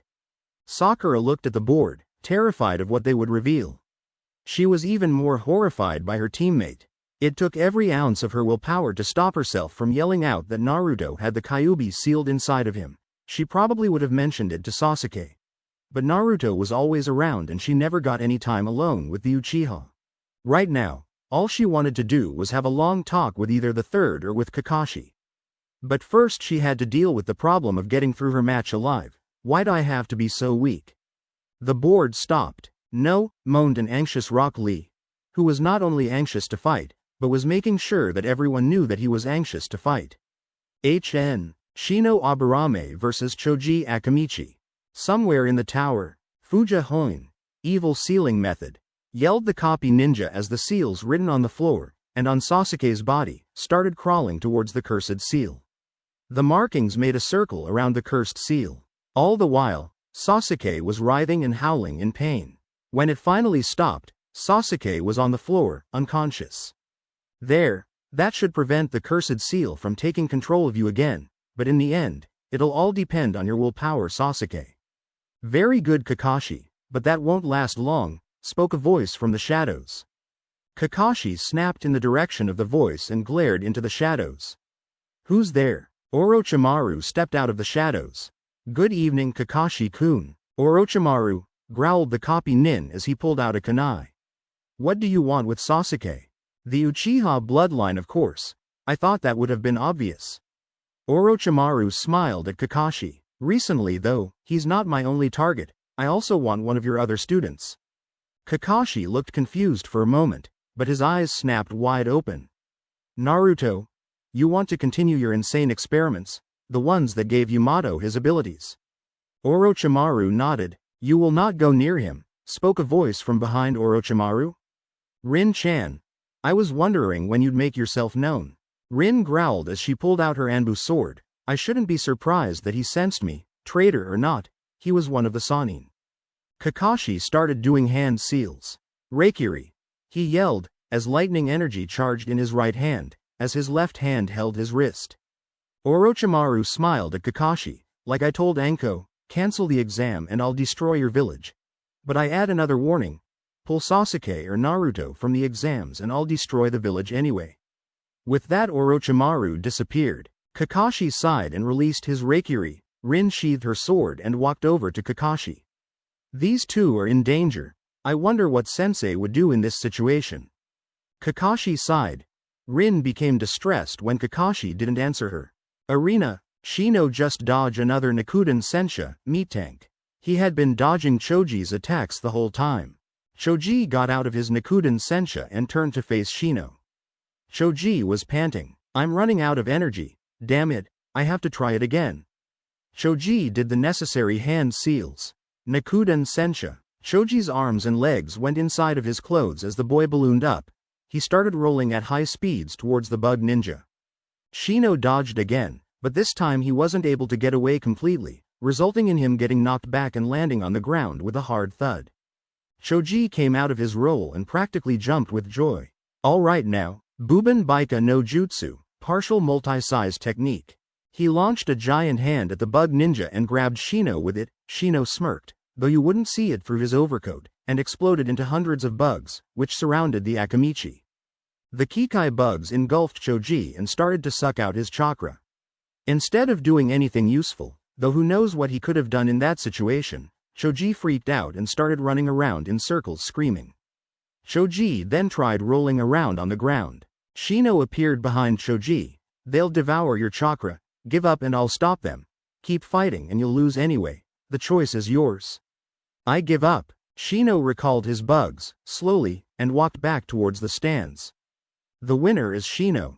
Choji, slowly, started to move back towards the stand. They all looked towards the screen again.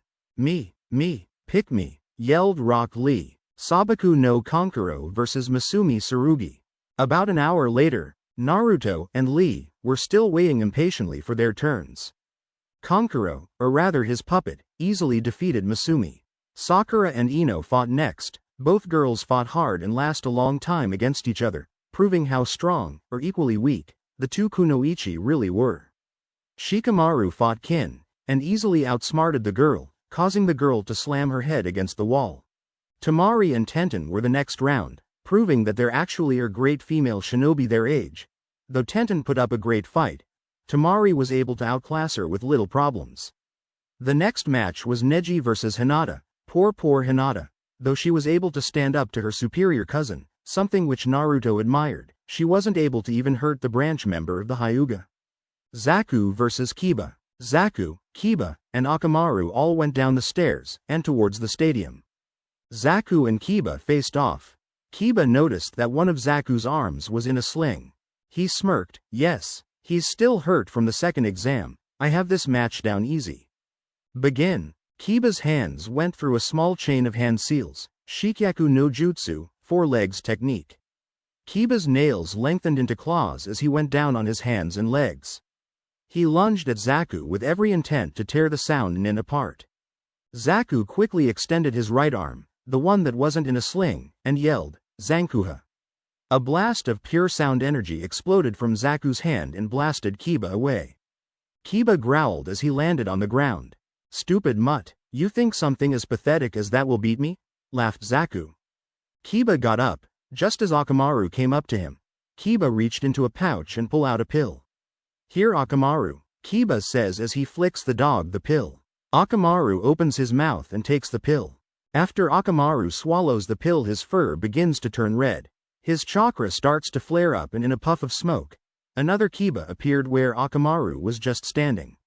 Up in the stands. Oh, damn it, now there's 2 of them, muttered Naruto, earning him a few giggles from the remaining members of the Rookie 9, minus Shino, who never seems to laugh. Kiba vs Zaku. Kiba and Akamaru, hanged as Kiba, lunged at Zaku. Gatsuga, double piercing fang. Kiba and Akamaru each spun into a razor-sharp whirlwind, heading straight towards Zaku. Zaku's eyes widened as he jumped out of the way just in time to avoid both whirlwinds. Kiba and Akamaru came out of their spin and turned around and preformed Gatsuga once again. Zaku jumped once again. Hokage. The Hokage was sitting in his chair, with 2 Anbu, one on each side of him, when suddenly an Anbu appeared in front of him. What is it, Yamato? Asked the Hokage. I've just returned from the mission you sent me on, though you'd like to know the results at the moment. Yamato said, as he handed the Hokage an envelope. The Hokage looked around to make sure no one was even paying attention to them, and the ninjas from other villages were too far away to listen in on them, even for ninja. The third nodded as he grabbed the letter, opened it, and read the contents. The third sighed, smiling. So the representatives of the Hayate clan will be coming in a week's time. Thank you, Yamato. That will be all? Yamato nodded as he disappeared. Kiba vs Zaku. Zaku jumped away from another one of Kiba and Akamaru's attacks. This had been going on for a while.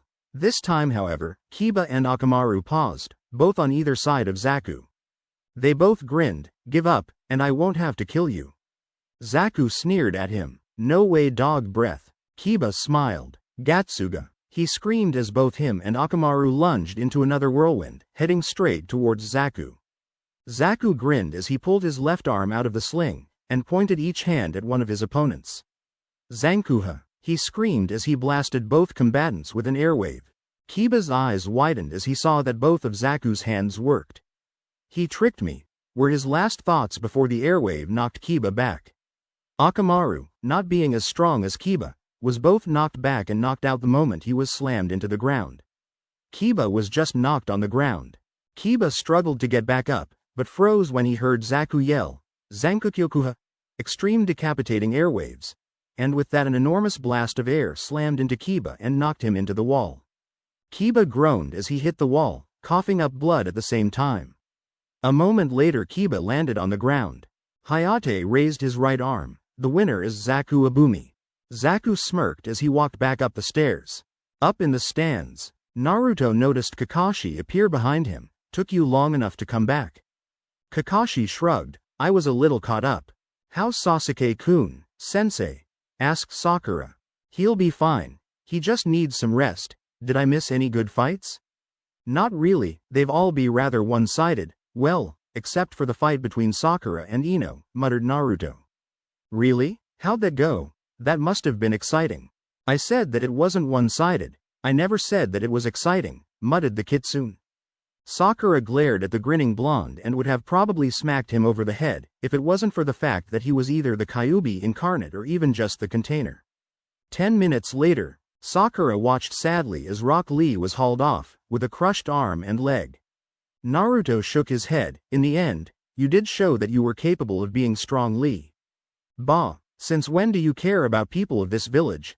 I don't care, it's the simple fact that I respect how far he's come, even with all the handicaps he's been through. No more, no less. Will the remaining 2 fighters please come down? Yelled Gecko. Naruto and Dosu both walked down towards the arena. The two faced off. Begin. Dosu growled, I'm so glad that you are my opponent, I'll get my revenge now. Up in the stands. Revenge? What is he talking about, Sakura? Asked the confused copy Nin. Sakura's face became cherry red.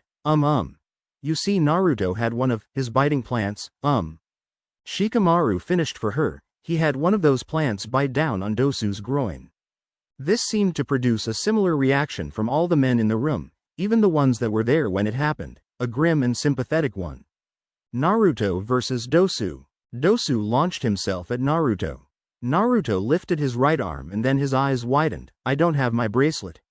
You idiot! Naruto jumped back just in time to avoid Dosu's main punch, but unfortunately was hit with the same sound waves that hit Kabuto before. Naruto grimaced as his inner ear started to throb and his vision started to blur. Naruto landed a few feet back, crouching. Dosu grinned, though you couldn't see it, I'm going to kill you, unless you beg for forgiveness. Naruto was still on the ground kneeling a few feet before Dosu. Damn it, I can barely see.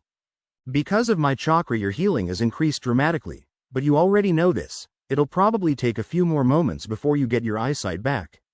Naruto groaned, only have one choice, ninja's number 1 weapon. Naruto rose to his feet and slowly made his way towards Dosu, who was now holding a kunai. He kneeled before the sound Nin, earning a gasp from the crowd around him. Dosu smiled and crossed his arms over his chest, I'm waiting. Naruto smirked. Dosu had let his guard down. Dosu, fuck off. With that Naruto performed Lee's Konoha Shofu, Leaf Rising Wind. Unfortunately Naruto, in his condition, was only able to knock Dosu back a few feet, unlike Lee or Sasuke who knocked their opponent into the air. However, the tactic bought him enough time to restore the damage done by Dosu's sound wave. Naruto started doing the hand seals, Taju Bunshin no Jutsu, mass clone technique. With that about 50 clones of Naruto materialized around the two combatants. Naruto jumped back into the sea of clones. Dosu growled as he regained his composure and started at all the Narutos. One of them smirked, in the future, just get your opponent to surrender, don't try to get them to beg for mercy you arrogant prick. Dosu growled as he launched himself at the one who just spoke.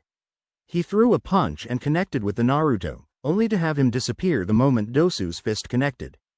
However, due to Dosu's amplifier, the 5 clones that were around the one who got hit also disappeared. You missed me, spoke another Naruto. Dosu turned again and went after the second Naruto to speak, only to have him, and the 6 clones around him, disappear. Dosu didn't even wait for Naruto to speak, he just turned and launched himself at another set of clones. Whilst this was going on, Naruto was busy pumping chakra into the ground. He'd need precise timing to do what he was about to do. After destroying another 4 clones, Dosu landed in front of another Naruto, with 5 other around him. He pulled his fist back to attack, however was stopped when another Naruto, the real one, slid through the one he was about to hit, who was obviously a clone. Naruto stopped in front of the surprised Dosu. "Let's try this again," he screamed as he gave Lee's Konoha Shofu another shot, this time effectively knocking Dosu into the air. At the same time Naruto was doing a set of hand seals that Kakashi and Sakura knew all too well: Mokuton Hajutsu, Tajujukai Koden, Wood Release Secret Technique, Mass Birth of Dense Woodland. With that, 4 roots burst out of the ground, flying as high Dosu, one of them slamming into his back. Dosu winced as the root hit him and he was knocked away from it. He started to move towards the ground when an airborne Naruto suddenly appeared right in front of him. "You," muttered Naruto as he punched Dosu in the stomach, knocking the wind out of the sound nin. Zoo. He threw a strong kick at Dosu, and launched him towards another one of the giant roots. Naruto, who was right next to one of the roots, kicked off, following Dosu's trajectory. Dosu slammed into the root. He opened his eyes just in time to see Naruto hit him with an uppercut, ma. Dosu was almost sure that his jaw was broken. Naruto twisted above Dosu and delivered another powerful kick, right behind Dosu's shoulders, ki. The kick launched Dosu straight towards the ground, and to right in the center of the square ring of roots. Naruto kicked off the root he was right next to and flew out of the square ring. Naruto Renden, Uzumaki Naruto combo. He yelled as he used his chakra to once again manipulate the roots. The 4 roots all turned downwards and flew at great speeds towards the sound nin. The 4 roots slammed right into the center of the ring and on Dosu, creating a screen of thick dust upon impact. Up in the stands, Kakashi grimaced at this, his eyes shifted over to the sound Chunin. He growled when he saw that the man wasn't even concerned about his own student, but instead seemed to be staring and smiling at Naruto. Naruto versus Dosu. Naruto landed, right next to Gekko. Naruto's smile almost disappeared when he noticed something. "You moved, how disappointing." The crowd understood exactly what Naruto meant when the dust cleared. All 4 roots were slammed through the center and Dosu was centimeters away from getting crushed. Dosu was panting as he lifted himself off the ground. Naruto, though he didn't show it, was a bit worried. "That move wasted over half of my chakra."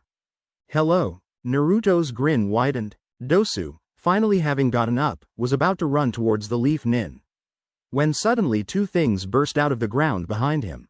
He turned just in time to see 2 purple flowers with razor-sharp teeth, each one latch onto one of his arms. "Ah!" he yelled as the teeth sunk into his arms. Both plants lifted the boy higher into the air, as Dosu's feet were kicking away like crazy. He looked towards Naruto and nearly wet his pants, not because the leaf nin was still smiling, but because of the giant purple plant that was growing behind him. It was similar to the plants that were binding his arms, however its maw was about the size of Dosu himself. "Ah!" Dosu yelled as he felt 2 sets of teeth sink into each of his legs. He looked to see 2 more purple plants under him. Spreading his legs, his eyes widened. "No." The giant demon plant, behind Naruto, snapped his mouth open and closed a few times to testingly, and then turned towards Dosu. Dosu nearly had a heart attack. "I give MPHHHHH. He was cut off as a green root wrapped itself tightly over his mouth. MPHMFFPH. Gekko sighed. "Naruto. Cough cough. I'm pretty sure he gives up." Naruto shrugged. "I didn't hear anything," he muttered, as the plant got closer to Dosu. Everyone in the room's sweat dropped at this. Kakashi appeared behind Naruto and put his hand on the boy's shoulder. "That's enough." Naruto sighed and dispelled the plants, dropping Dosu to the ground. Gekko raised his right arm. "The winner is Naruto Uzumaki." Naruto and Kakashi walked back towards the steps.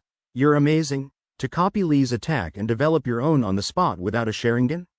Naruto shrugged. "I didn't just develop it on the spot, I've been thinking up the combo for a while. I just wasn't sure how to knock the opponent up in the air until I saw Sasuke, who I guess got it from Lee." When they reached the top of the stands, the Hokage, who was looking paler than usual, spoke. Now, we will decide the combatants for the finals. The screen started to shift. It stopped. The first match is Shikamaru Nara versus Sabaku no Tamari. The screen shifted again and stopped. The second match will be Shino Aburame versus Sabaku no Konkuro. The screen shifted again and stopped. The third match will be Neji Hyuga versus Sasuke Uchiha. The screen shifted again and stopped. The fourth match will be Naruto Uzumaki versus Sabaku no Gaara, meaning that Zaku Ibumi already goes to the next match. Naruto's grin widened. This is going to be fun. Chapter 9. 1 month. Week 1. Naruto stared at Kakashi's back as he walked away. Naruto sighed. He had actually come to Kakashi to ask for extra training. However, Kakashi had given him to the closet pervert, saying that he was ordered to concentrate on Sasuke. Old man better not be trying to screw me over. Naruto turned towards Ebisu and follows the special tutor. Can this guy even help me? He's usually training Konohamaru. Naruto found himself remembering their last encounter together. Flashback. Let me go, cried a young boy as he held onto a tree stump for his life. Honorable grandson, you must let me train you, cried an older man, as he pulled the young boy by his rather large scarf.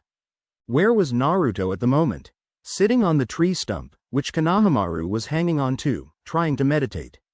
Keyword being, trying. The only thing getting training was Naruto's eyebrow, which was constantly twitching. It was about a week since Naruto had first met Konohamaru and Ebisu, and he dreaded every moment of it. Naruto quickly pulled out a kunai, and hacked off Konohamaru's scarf right at the center, which sent Ebisu flying backwards, and Konohamaru flying over Naruto. Naruto sighed as he finally got the piece that he desired, which didn't last long. Ebisu and Konohamaru both rushed up to Naruto and both yelled, "Hey, what's the big idea?"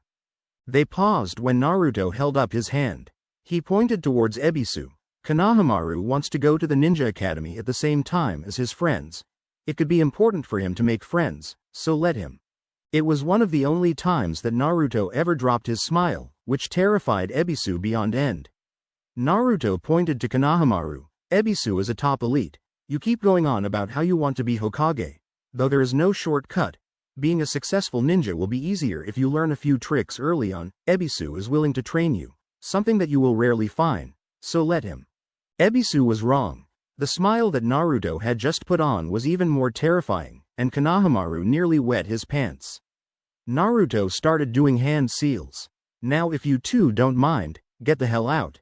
A demon plant burst out of the ground behind Naruto and went after the two annoying nins. Said nins went wide-eyed before running away. End flashback. Naruto and Ebisu stopped at the hot springs. I heard you asking Kakashi to help you train your chakra control, so I think we'll start there. Ebisu stared at Naruto to gauge a reaction. His smile said that he was either happy, or he had homicidal thoughts. This exercise is called the water walking exercise. It's similar to the tree climbing exercise but a bit harder. The tree climbing exercise was done on a solid surface. The water walking exercise will be done over water, which constantly changes. You'll need to constantly change your chakra output to stay afloat. Though Naruto didn't show it, he was amazed. Wow, I never thought someone other than Kakashi and Yamato would try to teach me something useful. Hey, what about me? What about you? Naruto suppressed a laugh as the Kyuubi growled. Ebisu started walking over to the hot spring. He stepped over onto the hot spring, but didn't fall in, to Naruto's surprise. Now, it's your turn. Hokage Tower. Sakura walked out of the Hokage's office. They had been talking about Naruto's situation. Sakura now felt sorry for the blonde shinobi, though she was terrified of the prospect of him being the container of the Kyuubi no Kitsune. Finally, she was ordered not to reveal her knowledge, or even the fact that she had that knowledge, to anyone. She found herself thinking more and more about her teammate. I don't know what to make of Naruto. I have to think about this more.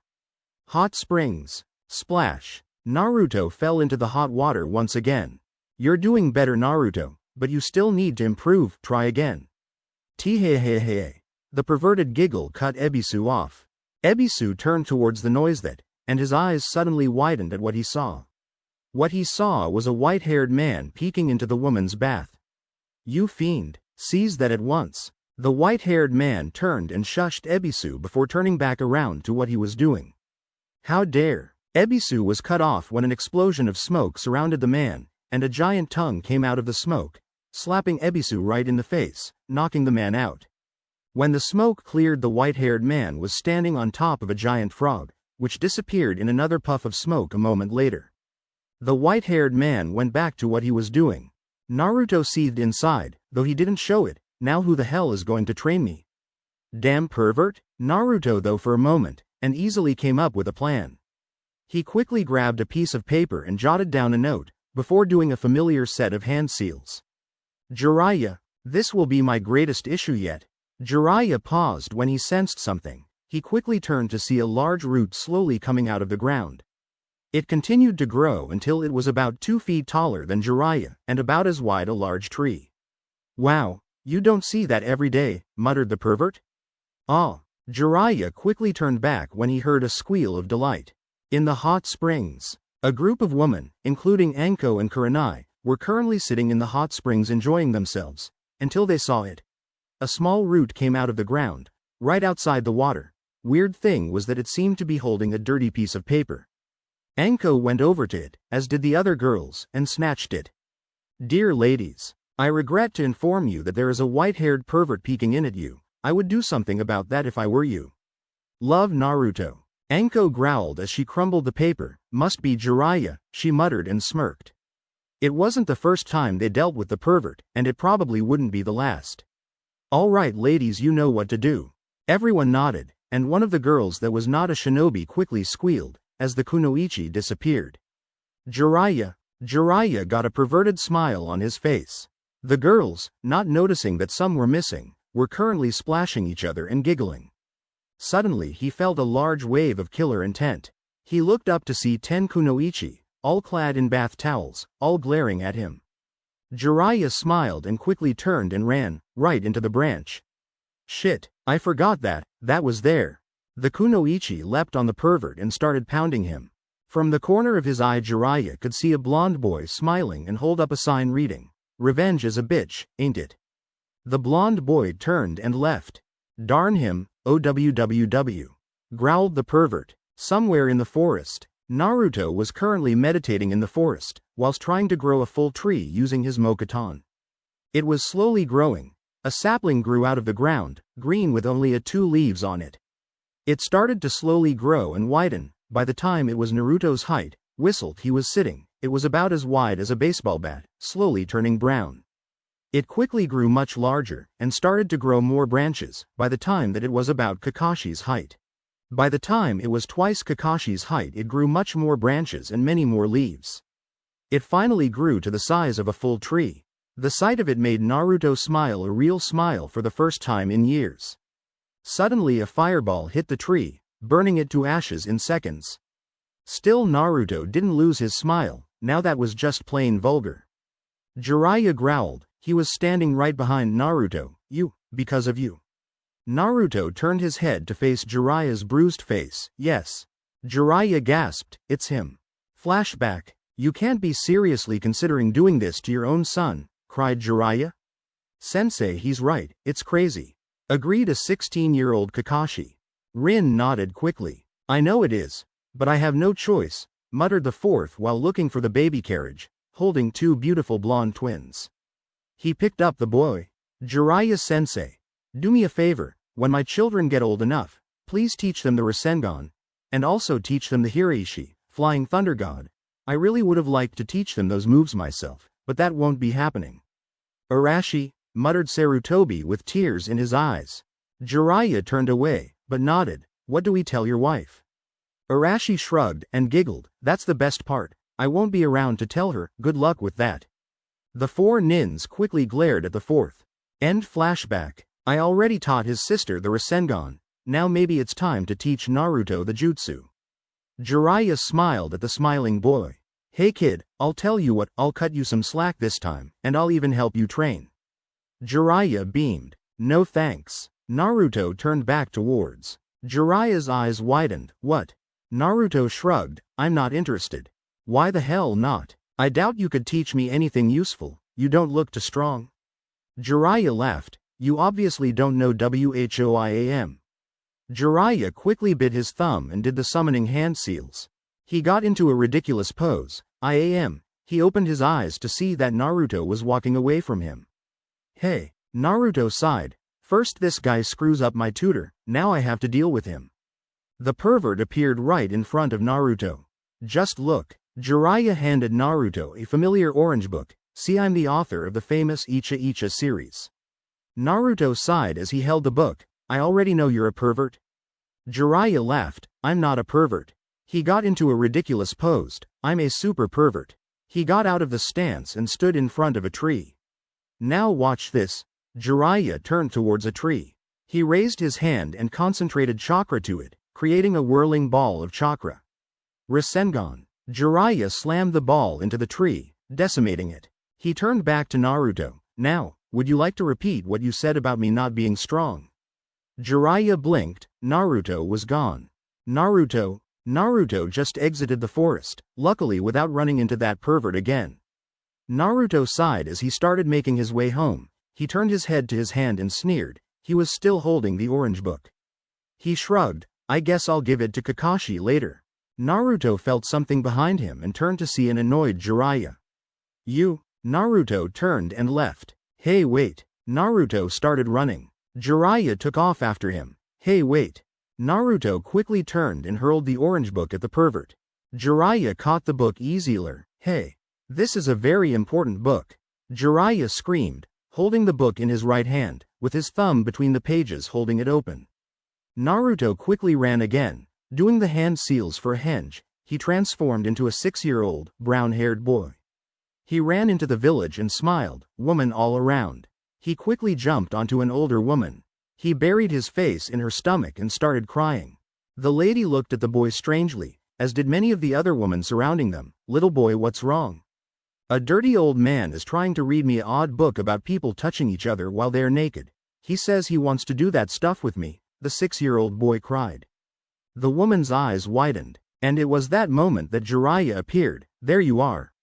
The woman glared at the man. He was holding an Icha Icha Paradise book.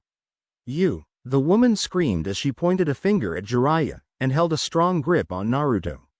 What? Jiraiya asked. You pedophile, she screamed. Jiraiya looked confused. Is Orochimaru around? He started looking around. That's the moment he sensed a large wave of killer intent. That's the first time he truly noticed his surroundings. He was surrounded by women, all glaring. What? Naruto grinned. I swear, it has to be a maternal thing. Kyuubi grinned on the inside. Naruto chose this moment to escape. Wait, this is just a huge misunderstanding. Jiraiya laughed. Get him. Everyone jumped onto Jiraiya and started pounding him. Poor Jiraiya. Naruto. It was nighttime at Naruto's apartment. He had finally gotten home, after a ramen frenzy. Naruto? Naruto turned to see the old man, who had a stern look on his face. Naruto beamed at the old man. Yo. How's it going? The third sighed. I heard you had an interesting time with a student of mine. Naruto shrugged. Nope. Doesn't ring a bell. Sarutobi sighed again. Jiraiya. Oh, you mean Ero Sennin? Yay, I saw him. Some woman got the weird idea that he was trying to rape me or something. Don't know how they got that idea in their heads. Sarutobi's sweat dropped. This isn't getting me anywhere. The old man reached into his robe. Here. Your copy of the contract? Naruto took the piece of paper and started reading it. In short, it says the moment you reach the status of Chunin, you will receive the right to leave the village. Whenever you want, this right cannot be revoked, unless you do something like interfere with a mission or something. Then the Hokage can revoke the right, but you shouldn't have a problem like that, the old man explained. Hopefully by this time you'll be skilled enough to avoid this. Akatsuki group Jiraiya was worried about, prayed the third. Naruto nodded. You should know, Sakura knows about your tenant. Naruto nodded again. Yay, I know. Sarutobi nodded. Also, one more thing you should know, representatives of the Hayate clan will be coming to Konoha for the Chunin exams. I've been told that, your friend Rei will be among their ranks. Naruto's eyes widened. Really? Sarutobi nodded. Naruto sighed and turned to walk into his apartment. Sasuke. Kakashi and Sasuke were both away from the village. Okay Sasuke, take this. Kakashi gave Sasuke a piece of paper. I had intended to give this to you together with Naruto and Sakura, but this is necessary now. You need a method to fight off the Hyuga, and this may be the only way how. Just concentrate your chakra into it. Sasuke concentrated his chakra into it. It started to burn. Kakashi's visible eye turned into an upside-down crescent moon. Obviously, you have an affinity for fire. Kakashi paused to look at the piece of paper. Is it crinkling as well? Maybe I should teach him to help him learn that toned-down version of the Reikiri that I've been developing instead. Nah. The fire is more visible, better stick with that for now. Yay. You have an affinity for fire, which really isn't a surprise. All the Uchiha have an affinity for fire jutsus. Kakashi nodded. That's not true. Some who have taken this exercise have had different results. It all depends on the person Sasuke, not just the clan. Sasuke growled. What is the point to all of this? Kakashi smiled. The point is that I'm going to try to help you unlock a hidden power, so you can create a personalized move just for yourself, much like I developed my Reikiri. Sasuke raised an eyebrow. You're going to teach me to create a move as strong as the Reikiri. Kakashi chuckled. No, that would take years of practice. I'm going to help you get started.